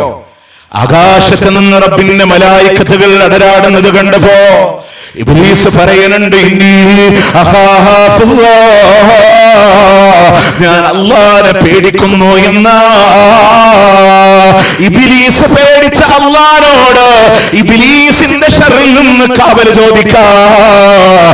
ഇബ്ലീസ് പേടിച്ച അല്ലാഹനോട് ഇബ്ലീസിന്റെ ശർറിൽ നിന്ന് കാവൽ ചോദിക്കാൻ. ഞാൻ സമയത്തിന്റെ പരിമിതി കൊണ്ടാണ് ഞാൻ നോട്ട് ചെയ്ത് എന്റെ ഫോണിൽ ഫീഡ് ഞാൻ കൊണ്ടുവന്നിട്ടുണ്ട്. ഏതൊക്കെ മാലകളും ഏതൊക്കെ ബൈത്തുകളുണ്ടോ അതിലൊക്കെ ചോദിക്കുന്നുണ്ട് മരിക്കണ നേരത്ത് അവരുടെ ഒക്കെ കാവല് ചോദിക്കുന്നുണ്ട്. സത്യത്തില് ഒരു സമസ്തക്കാരൻ മരിക്കണ നേരത്ത് അവൻ തേടിയവരൊക്കെ സഹായിക്കാമെന്ന വീട്ടിൽ സ്ഥലം ഉണ്ടാവില്ല എന്നുള്ളതാണ് അതിന്റെ സത്യം. കാരണം അത്രയും ആളുകളെ മരിക്കണ നേരത്ത് വിളിക്കുന്നുണ്ട്. ഇനി ഞങ്ങളോട് ഒന്നുകൂടെ പറയാൻ നോക്കി, അല്ല പറഞ്ഞു കാവല് ചോദിക്കേണ്ടത്. ഇബ്ലീസ് പേടിച്ച അല്ലാഹുവിനോട് നിങ്ങൾ സൂറത്തുൻ നാസിലെ അതറിയാത്ത ഒരു സാധാരണക്കാർ ഇവിടെ ഉണ്ടാവില്ലല്ലോ. അതിലല്ല ആരോട് കാവല് ചോദിച്ചിട്ട് നമ്മളോട് പഠിപ്പിച്ചേ, അതൊന്ന് ഹൃദയത്തിൽ തട്ടിപ്പടിച്ചൊക്കെ.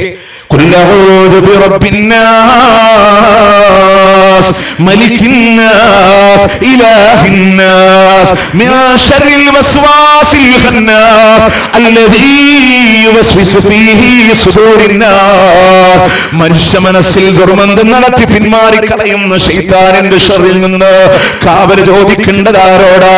ജനങ്ങളുടെ രാജാധിരാജനായ, ജനങ്ങളുടെ ആരാധ്യനായ, ജനങ്ങളുടെ രക്ഷിതാവായ അല്ലാഹ് നിന്നോട് കാവല് ചോദിക്കുന്നു. അല്ലാഹ്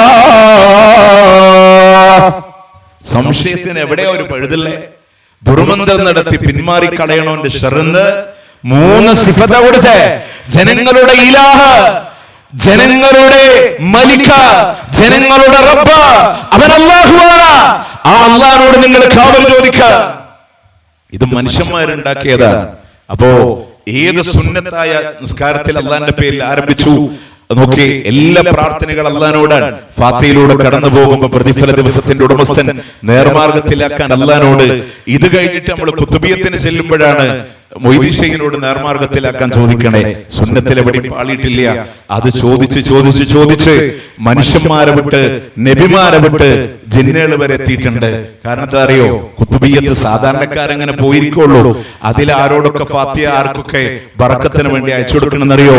മിനൽ ജിന്നി വൽ ഇൻസി ഖുബറാഇഹിം വറസായിഹിം, ജിന്നിലെ ഔലിയാക്കളെ നേതാക്കന്മാർ, ജിന്ന ഔലിയാക്കളെ അഹ്മർ വതംറയാത്ത് വഹസലഹൂഷ് മൈമൂർ ഹദലയാദ് നസ്തലസൂഷ് മൈമൂർ സന്നികോ ശതദസ്കൂഷ് അബിയദ് ശംഹൂർ ശസൗബിആ അല്ലദീന ആഹദുല്ലാഹ വനബിയഹു സുലൈമാൻ അലൈഹിസ്സലാം.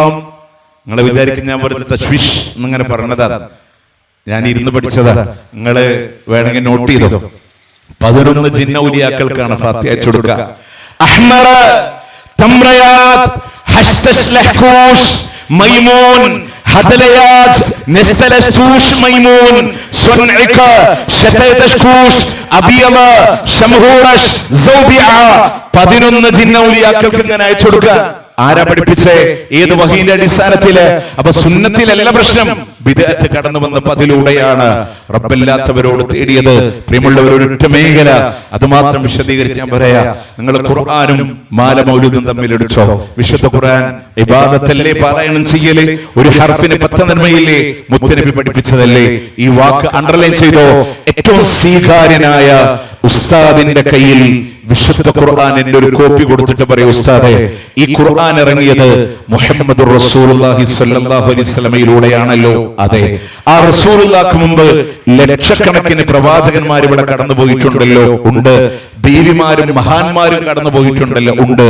എങ്കിൽ ഈ വിശുദ്ധ ഖുർആനിൽ മുൻകഴിഞ്ഞ ഏതെങ്കിലും ഒരു പ്രവാചകനോടോ, ഏതെങ്കിലും ഒരു പ്രവാചകന്റെ ഹക്ക് ജാഹ് ബറക്കത്ത് കൊണ്ടോ, ഏതെങ്കിലും ഒരു പ്രവാചകന് അല്ലാഹ് കൊടുത്ത കഴിവ് കൊണ്ടോ ഒരു പ്രാർത്ഥന, ഒന്ന്, അധികം നമ്മൾ പറയണില്ല, ഏതെങ്കിലും ഒരു പ്രാർത്ഥന കാണിച്ചു തരാൻ കഴിയോ? ഇലാ യൗമിൽ ഖിയാമ, ഖിയാമത്ത് നാൾ വരെ കഴിയില്ല. മുൻകഴിഞ്ഞ നബിമാരോടോ അവരുടെ ഹക്ക് ജാഹ് ബറക്കത്തോണ്ടോ അല്ലാഹ് കൊടുത്ത കഴിവുകൊണ്ടോ ഒരു പ്രാർത്ഥന പോലും അല്ലാഹുവിന്റെ ഖുർആനില്ല. ഇന്ന് ഖുർആനിലുണ്ട്. സ്ക്വയർ ഫീറ്റ് കണക്ക് പേപ്പർ ഉണ്ടോ? 160-ലധികം വരുന്ന പ്രാർത്ഥന കാണാ. ഇഹ്ദിനസ് സിറാത്തുൽ മുസ്തഖീം, റബ്ബി ഹബ്ലി മിനസ് സാലിഹീൻ, റബ്ബനാ ഹബ് ലനാ മിൻ അസ്വാജിനാ വദുരിയാതിനാ ഖുറത അഅ്യുനിൻ വജഅൽനാ ലിൽ മുത്തഖീന ഇമാമാ, റബ്ബി ഇബ്നി ഇൻദക ബൈതൻ ഫിൽ ജന്നാ വനജ്നി മിൻ ഫിർഔന വഅമലി വഅയ്യൂബ ഇദ് നാദാ റബ്ബഹു അന്നീ മസ്നിയ الضر وأنت أرحم الراحمين قال رب انصرني بما كذبون سبحانك فقنا عذاب النار ربنا إنك من تدخل النار فقد أخزيته وما للظالمين من أنصار ربنا إننا سمعنا مناديا ينادي للإيمان أن آمنوا بربكم فآمنا فاغفر لنا ذنوبنا وكفر عنا سيئاتنا وتوفنا مع الأبرار ربنا وآتنا ما وعدتنا على رسلك ولا تخزنا يوم القيامة إنك لا تخلف الميعاد فاطر بكر آل عمران نساء المائدة أنعام أعراف أنفال توبة യൂനുസ് യൂസുഫ് ആദി ഇബ്രാഹിം നീണ്ടു കിടക്കുന്ന ഖുർആനിന്റെ 114 അധ്യായങ്ങളിലോ മുൻകഴിഞ്ഞ പ്രവാചകനോട് അല്ലാഹു കൊടുത്ത കഴിവുകൊണ്ടോ ഹക്ക് ജാഹ് ബറക്കത്തോണ്ടോ ഒരു പ്രാർത്ഥനയില്ല. ഇനി ഹദീസ് ഗ്രന്ഥങ്ങളിലൂടെ കടന്നു വന്നു. വീട്ടിലേക്ക് കയറുമ്പോ വീട്ടിൽ നിന്നിറങ്ങുമ്പോ പുതുവസ്ത്രം ധരിക്കുമ്പോ ഇടിമിന്നൽ ഉണ്ടാകുമ്പോ ക്ഷുദ്രജീവികളുടെ ആക്രമണങ്ങൾ ഭയപ്പെടുമ്പോ കടക്കണിയിലൂടെ കുടുങ്ങുമ്പോ റബ്ബി റബ്ബന അല്ലാഹുമ്മ എന്നല്ലാതെ ഒരു പ്രാർത്ഥന പോലും കാണാൻ സാധ്യമല്ല.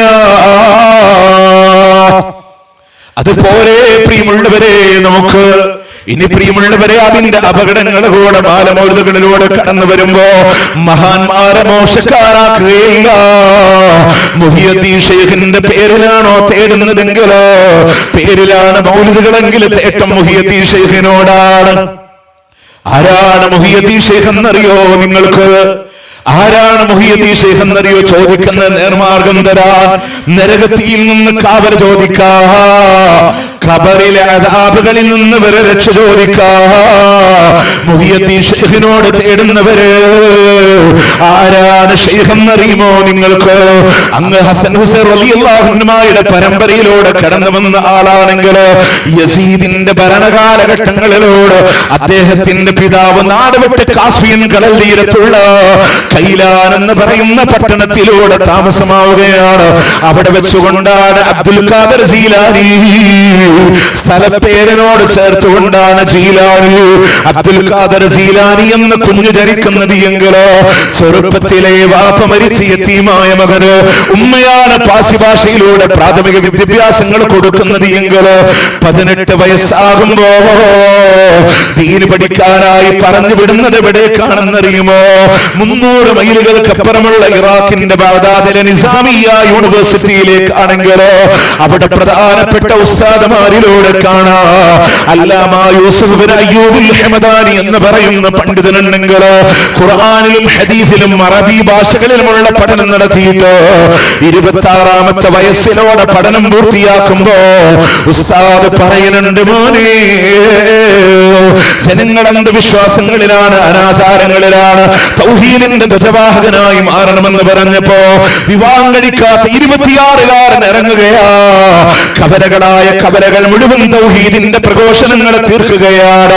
ജന്മനാട്ടിലേക്ക് തിരിച്ചു വരുന്നത് 52ാമത്തെ വയസ്സിലാ. അന്ന് നാട്ടുകാര് വിളിച്ച പേരാണ് മുഹിയുദ്ദീൻ. 92ാമത്തെ വയസ്സിലാണ് വിവാഹം അദ്ദേഹം വിട പറയുന്നത്. അതിനിടയിൽ 4 വിവാഹമാണ് കഴിച്ചത്. 27ഓളം ആൺമക്കൾ തന്നെ ഉണ്ടായിരുന്നു അദ്ദേഹത്തിന്. റബീഉൽ ആഖിർ 11ന്റെ വൈകുന്നേരം മരണക്കിടക്കയിലൂടെ കിടക്കുമ്പോ മൂത്ത മകനും പണ്ഡിതനുമായ ശൈഖ് അബ്ദുൽ വഹാബ് ചോദിക്കുന്നുണ്ട്, വാപ്പാ എന്തെങ്കിലും ഒരു വസിയത്ത് നൽകുമോ എന്ന് ചോദിക്കുമ്പോ, മോനെ ജീവിതത്തിൽ ആശ്രയം കാണാ അല്ലാഹു മാത്രമേ ഉള്ളൂ എന്നാണ്. അല്ലാഹനെ ഭയപ്പെടണേ, അല്ലാഹ്ക്കെതിരെ ആരെയും നീ ഭയപ്പെടാൻ പാടില്ല എന്ന് പറഞ്ഞ അബ്ദുൽ ഖാദർ ജീലാനി നമുക്കറിയുമോ? നമ്മളതൊന്നും പഠിച്ചിട്ടില്ല. അദ്ദേഹത്തിന്റെ കിതാബ് നമ്മള് ഫക്കീറിന്റെ ഘോരത്തിൽ ഗർഭത്തുനിന്ന് പുറത്തുചാടി വത്തക്ക ചോദിച്ച കഥ, വയനാട്ടിലെ പച്ചവേഷത്തിൽ കുതിരപ്പുറത്ത് വന്ന കഥ, ഇതൊക്കെ നമുക്ക് അറിയുള്ളൂ. അദ്ദേഹം പഠിച്ച പണ്ഡിതന്. അദ്ദേഹത്തിന്റെ കിതാബുകൾ ഏതെന്നറിയോ? നമ്മൾ പറയും മൊഹീദ്ദീൻ മൗലൂദ് കുത്തുബിയ്യത്ത്. മൊഹീദ്ദീൻ മാല കോഴിക്കോട് നിന്നുണ്ടാക്കിയതാ. കുത്തുബിയ്യത്ത് തമിഴ്നാട്ടിലെ കായൽപട്ടണം സ്വദേശി സുർഖത്തുല്ലാഹിൽ കാഹിലി. അദ്ദേഹം ജനിക്കണത് തന്നെ 1040-ലാണ്. നിങ്ങൾക്കൊന്നും വേണ്ട. ഹജ്ജിനും ഉംറക്കൊക്കെ സൗദി അറേബ്യയിലൊക്കെ പോകുമ്പോ മക്കയിൽ ചെല്ലുമ്പോ ജരീർ പബ്ലിക്കേഷൻസ് ഉൾപ്പെടെയുള്ള ബുക്ക് സ്റ്റാളില് നിങ്ങൾ ചോദിക്കാറുണ്ട് മുഹിയുദ്ദീൻ ഒരു കുത്തുബിയ്യത്ത്. അവരിങ്ങനെ മേപ്പെട്ടു വെക്കും. പക്ഷെ നിങ്ങൾ ചോദിക്ക് അബ്ദുൽ ഖാദർ ജീലാനിയുടെ കിതാബുണ്ടോ? അവിടെ നിങ്ങൾക്ക് തരും ഫത്ഹുർ റബ്ബാനി, ഫത്ഹുൽ ഗൈബ്, മറ്റുള്ളവർ കൈകടത്തി എന്ന് പറയപ്പെടുന്ന വലിയ താലിബീൻ. അതിന്റെ നമ്മുടെ പള്ളിയിൽ നമ്മളെ പഠിപ്പിക്കാത്തെ, അത് പഠിപ്പിച്ചാൽ അവിടെ ഊതി വീർപ്പിച്ച സമസ്തവും അത് തകരും. ഒറിജിനൽ ഷേഖിന്റെ കിതാബ് അത് നമ്മളോട് പറഞ്ഞു തരില്ല. നിങ്ങൾ ആലോചിച്ചൊക്കെ ആ കിതാബുകളൊക്കെ മൂടി വെച്ച് നമ്മൾ ഈ ഉണ്ടാക്കിയ മാലയുടെ പിന്നാലൊക്കെ ഇങ്ങനെ ഓടിയതാണ്. അത് മുഹ്യിദ്ദീൻ ഷേഖിനൊട്ട് അറിയൂല. അവിടെ നിൽക്കട്ടെ. ഇനി ബദർ മൗലിദാണ്, ബദർ ബൈത്താണോ? തേട്ടം ആരോട്? ബദരീങ്ങളോടാണ്. يا من به حل الردى وهم بهم نكيدا كل نادي مستنجدا يا أهل بدر الشهداء. ആദിയുണ്ടോ വ്യാധിയുണ്ടോ ദുഃഖമുണ്ടോ വിഷമമുണ്ടോ വിളിച്ചോ ബദർ ശുഹദാക്കളെ എന്ന് ബദരീങ്ങളോട് തേടുമ്പോ ആരാ ബദരീങ്ങളെന്ന് മറന്നുപോയോ? എന്താണ് ബദറിന്റെ നൊമ്പരങ്ങളെന്ന് മറന്നുപോയോ? ആയുധ സാമഗ്രികളില്ലാതെ ഈമാൻ കൈമുതലാക്കി ബദറിന്റെ രണഭൂമിയിലേക്ക് ഇറങ്ങുമ്പോ അവിടെ പടർന്നു പന്തലിച്ചൊരു ആദർശമുണ്ട്. ഹസ്ബുനല്ലാഹ് ഹസ്ബുനല്ലാഹ് ഹസ്ബുനല്ലാഹ്. കഴിക്കാൻ ഭക്ഷണമില്ല, ഈത്തപ്പഴത്തിന്റെ മധുരം വായിൽ വെച്ച് നുകർന്ന പട്ടിണിക്കോലങ്ങളാണ് എങ്കിലോ പ്രിയമുള്ളവരെ, 300 ചില്ലാനം വരുന്ന സഹാബ 304 306 313 314 319. അഭിപ്രായ വ്യത്യാസങ്ങൾ അനവധി നിരവധി കാണുന്നുണ്ടെങ്കിലോ 300 ചില്ലാനം വരുന്ന സഹാബ ഒന്നുമില്ലാതെ റബ്ബിന്റെ മാർഗത്തിലൂടെ ഇറങ്ങിച്ചിരിക്കുമ്പോ പ്രിയമുള്ളവരെ, എന്തിനാണ് ബദർ നടന്നതെന്നറിയാൻ അല്ലാഹുവിന്റെ ഖുർആൻ പറഞ്ഞില്ലോ, ഇത് നിർഭയത്വത്തോടുകൂടി സകലമാന സഹാബത്തിനെയും അല്ലാഹു ഉറക്കിക്കിടച്ചുമ്പോ ബദറിന്റെ രണഭൂമിയിൽ ഉറങ്ങാത്തൊരു നായകനുണ്ട്. ആരാ? ലോകത്തിന്റെ മുത്തേ നബി മുഹമ്മദുർ റസൂലുള്ളാഹ് സ്വല്ലല്ലാഹു അലൈഹി വസല്ലമയാ. എന്തിനാ സഹാബത്തിനെ ഉറക്കിക്കിടത്തിയത് എന്നറിയോ? എങ്ങനെയാ 3 വരുന്ന ശത്രുസേനയോട്, സുസജ്ജരായ സൈന്യത്തിനോട്, ഭക്ഷണം കഴിച്ച് ആരോഗ്യവാന്മാരായി നിൽക്കുന്ന സൈന്യത്തോട് എങ്ങനെയായി പട്ടിണിക്കോലങ്ങൾക്ക് പിടിച്ചു നിൽക്കാൻ കഴിയാ? അത് 3 വരുന്ന സേനയാണ് മുന്നിലുള്ളത് എങ്കിലോ അതിന്റെ ചിന്ത പോലും അവരുടെ മനസ്സുകളിലൂടെ കടന്നു വരാതെ അല്ലാഹു അവരെ ഉറക്കിക്കിടത്തിയുന്ന. പക്ഷേ പ്രിയമുള്ളവരോ, ബദറിന്റെ രണഭൂമിയിൽ മുത്തനബി ഉറങ്ങണില്ല. ബദർ എന്തിനാണ് നടന്നതെന്ന് പഠിക്കാ. ബദർ ബൈത്തും ബദർ മാലയും ബദർ മൗലിദുമായി നടക്കുന്നവര് പഠിക്കണേ ബദരീങ്ങളാരാണിയൊന്ന്. കക്ഷത്തിന്റെ വെള്ളഹീറമാണ്. ഇരുകരങ്ങളും ആകാശഗോപുരങ്ങളിലേക്ക് ഉയർത്തിപ്പിടിച്ച് കരഞ്ഞ കണ്ണോടോട് അല്ലാഹുവിന്റെ ഹബീബ് ചെയ്ത ദുആ എന്താണെന്നറിയോ? അല്ലാഹുമ്മ ഇൻ തുഹ്ലിക ഹാദിഹിൽ ഇസാബ. പ്രിയമുള്ളവരെ, നെഞ്ചിന്റെ നേരെ കൈപിടിക്കുന്നവര്, ഉയർത്തിപ്പിടിക്കുന്നവര് അന്ന് അല്ലാഹുവിന്റെ ഹബീബ് പിടിച്ചത് എങ്ങനെയാണെന്നറിയോ? കക്ഷത്തിന്റെ വെള്ളം ഇങ്ങനെ കാണാറുണ്ടായിരുന്നു. 2 കൈയും അല്ലാഹുവിലേക്ക് ഉയർത്തിപ്പിടിച്ച് പറയുന്നത് അല്ലാഹുമ്മ ഇൻ തുഹ്ലിക ഹാദിഹിൽ ഇസാബ. അല്ലാഹുവേ, ഈ ചെറുസംഘത്തെ എങ്ങാനും നീ നശിപ്പിക്കുകയാണെങ്കിലോ ഭാര്യമാരെ വിധവകളാകുമോ, മക്കളെ യതീമുകളാകുമോ, കൊച്ചു മദീനയുടെ ഭരണം നഷ്ടപ്പെടുമോ എന്ന് പേടിയല്ല.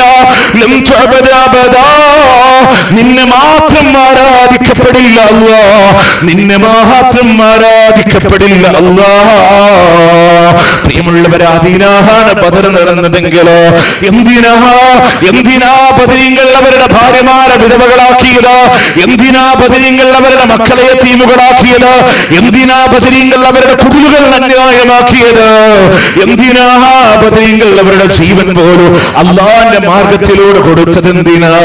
ലാ ഇലാഹ ഇല്ലല്ലാഹ് എന്ന മഹിതമായ ആദർശത്തിനാണെങ്കിലോ ആ ബദരീങ്ങളോട് ഹൃദയത്തിന്റെ കോണിലൂടെ സ്നേഹമുണ്ടോ എങ്കിൽ ആ ബദരീങ്ങളോട് തേടാനില്ല. അവര് പറഞ്ഞ അല്ലാഹ് ജീവൻ കൊടുത്തതിന് യുദ്ധത്തില് ആദ്യമായി ഷഹീദായ ഉബൈദ കണങ്കാലിനെ വിട്ടുകൊണ്ട് താഴെ വീഴുമ്പോ നിലത്ത് കിടക്കുന്ന ഉബൈദത്തിന്റെ നേരെ വീണ്ടും ശത്രു വാളുകൊണ്ടാഞ്ഞു വെക്കുമ്പോ കൈക്ക് വെട്ടേറ്റുകൊണ്ട് രക്തം ബദറിന്റെ രണഭൂമിയിലൂടെ തളന്നെല്ലുമ്പോ വാരിയെടുത്ത റസൂലുള്ളാഹിന്റെ മടിത്തട്ടിലൂടെ കൊണ്ടുവന്ന് കിടച്ചുമ്പോ അവിടെ കിടന്നുകൊണ്ട് പറഞ്ഞില്ല നബിയേ, ബദർ യുദ്ധക്കളം വിട്ട് പിരിന്തോ ഞാനേ, ബദർ ശുഹദാക്കളിൽ ഞാനോ പെടുമോ തേനേ. അങ്ങവിടെ ബദറിന്റെ രണഭൂമിയിലൂടെ ഷഹീദാവാൻ മോഹിച്ചവനാണ് ഞാനെങ്കിലോ എന്തിനാ ഇങ്ങോട്ട് കൊണ്ടുവന്നത്? ഇവിടെ കിടന്നുകൊണ്ട് ഞാൻ മരിച്ച ബദർ ശുഹദാക്കളിൽ പെടുമോ നബിയേ?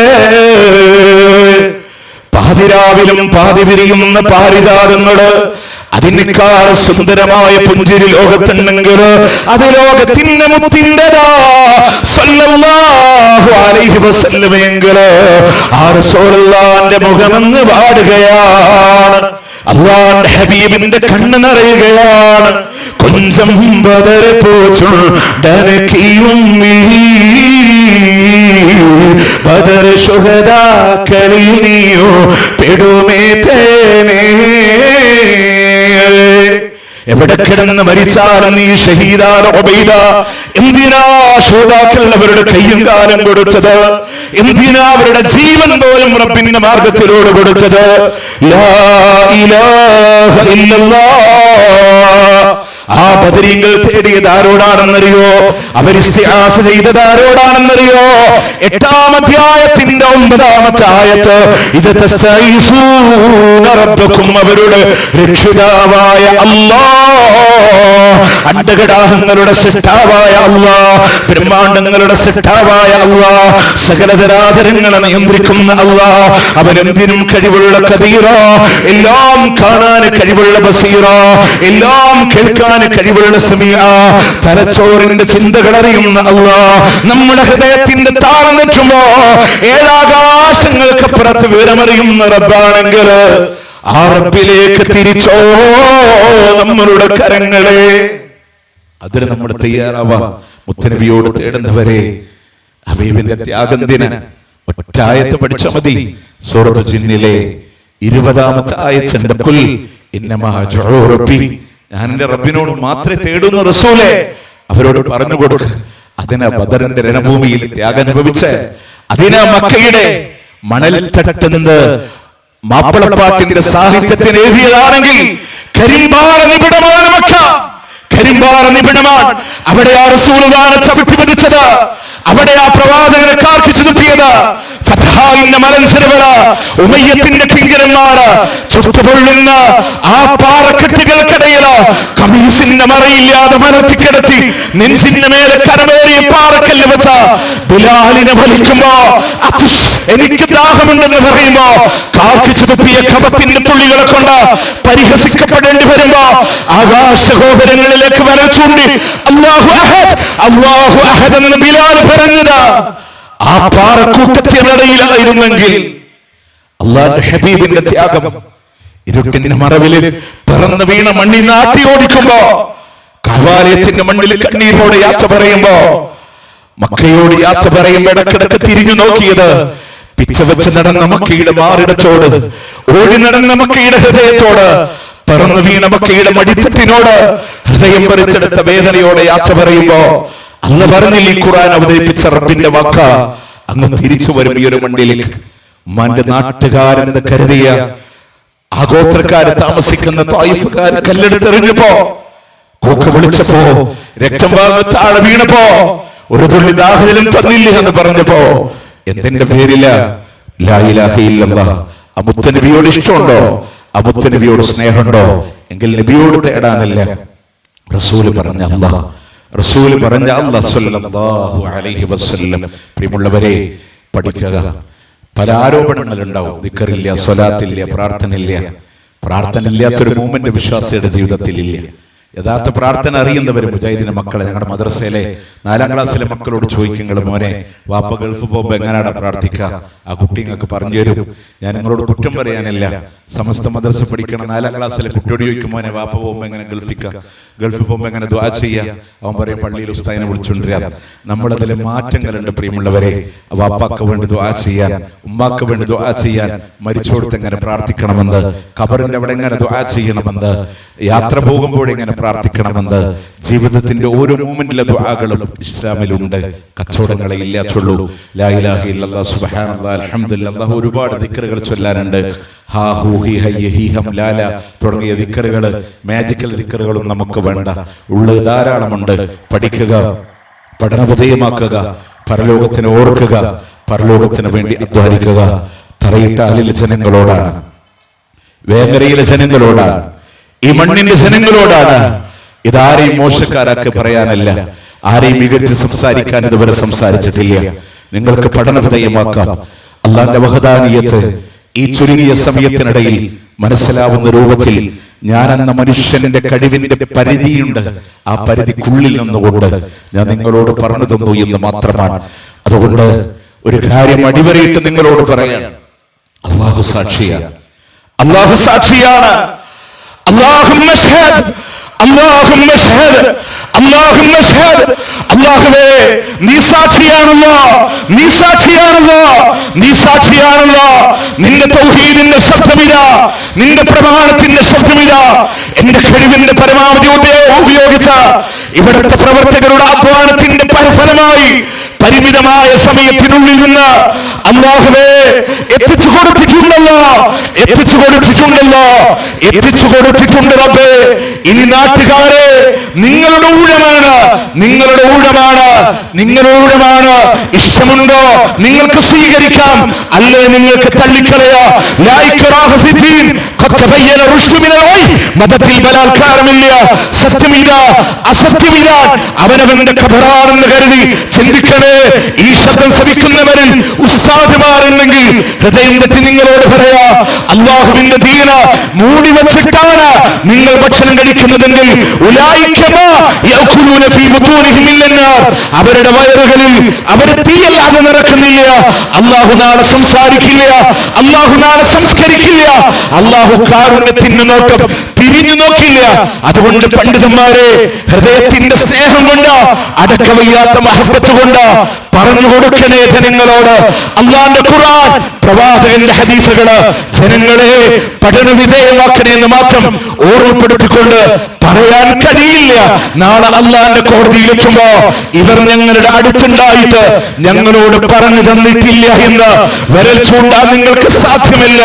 ഞങ്ങളുടെ റബ്ബ് സാക്ഷിയാണ്. ഞങ്ങളുടെ ഉത്തരവാദിത്വത്തിന്റെ നിർവഹണമാണ്, മുത്തുനബിയെ ഏൽപ്പിച്ച ഉത്തരവാദിത്വമാണ്. അല്ലാഹുവേ സ്വീകരിക്കണേ അല്ലാഹ്, കബൂൽ ചെയ്യണേ അല്ലാഹ്, കബൂൽ ചെയ്യണേ അല്ലാഹ്. അല്ലാഹുവേ നാളെ പരലോകത്ത് നിന്റെ സ്വർഗത്തിൽ ഇതുപോലെ ഒരുമിച്ച് ചേരാൻ ഞങ്ങൾക്ക് തൗഫീഖ് നൽകി നീ അനുഗ്രഹിക്കണേ അല്ലാഹ്. അല്ലാഹുവേ ഞങ്ങളിൽ നിന്ന് വിട പറഞ്ഞു പോയവർ, വിശേഷ ഞങ്ങളുടെ മാതാപിതാക്കൾ, ഞങ്ങളുടെ ഉലമാക്കൾ, ഉസ്താദുമാർ, അല്ലാഹുവേ മഗ്ഫിറത്തും റഹ്മത്തും നൽകി അനുഗ്രഹിക്കണേ അല്ലാഹ്. അല്ലാഹുവേ ദുആ കൊണ്ട് വസിയത്ത് ചെയ്ത ഒരുപാട് ആളുകളുണ്ടല്ലോ. എല്ലാം അറിയുന്ന റബ്ബേ ഖൈർ നൽകി നീ അനുഗ്രഹിക്കണേ അല്ലാഹ്. അല്ലാഹുമ്മ റബ്ബന ആതിനാ ഫിദ്ദുനിയ ഹസന വഫിൽ ആഖിറതി ഹസനത വഖിനാ അദാബന്നാർ. റബ്ബനാ തഖബ്ബൽ മിന്നാ ഇന്നക അൻതസ് സമീഉൽ അലീം വതുബ് അലൈനാ ഇന്നക അൻത തവ്വാബുർ റഹീം വഗ്ഫിർ ലനാ യാ ഗാഫിറൽ മുദ്നിബീൻ വസല്ലല്ലാഹു അലാ നബിയിനാ മുഹമ്മദ് വഅലാ ആലിഹി വസ്സഹബിഹി അജ്മഈൻ. പ്രിയമുള്ളവരെ, ഇതുവരെയുള്ള എന്റെ സംസാരത്തിൽ ആരുടെയെങ്കിലും മനസ്സിന് വേദനിക്കുമാറ് പ്രതിപക്ഷ ബഹുമാനമില്ലാത്ത ഒരു വാക്ക് എന്നിൽ നിന്ന് കടന്നു വന്നിട്ടുണ്ടെങ്കിൽ നാളെ അള്ളാഹുവിന്റെ കോടതിയിലേക്ക് മാറ്റിവെക്കാതെ നിങ്ങളോട് ഞാൻ മാപ്പ് ചോദിക്കുകയാണ്. പക്ഷെ ആദർശപരമായി പറഞ്ഞത് മനഃപൂർവ്വം പറഞ്ഞതാണ്, ബോധപൂർവം പറഞ്ഞതാണ്. പഠനവിധേയമാക്കണമെന്ന് മാത്രം ഓർമ്മപ്പെടുത്തി നിങ്ങളുടെ പ്രാർത്ഥനയിൽ എന്നെ കൂടെ ഉൾപ്പെടുത്തണേ എന്ന ദുആ വസിയത്തോടു കൂടെ അസ്സലാമു അലൈക്കും വറഹ്മത്തുള്ളാഹി വബറകാതുഹു.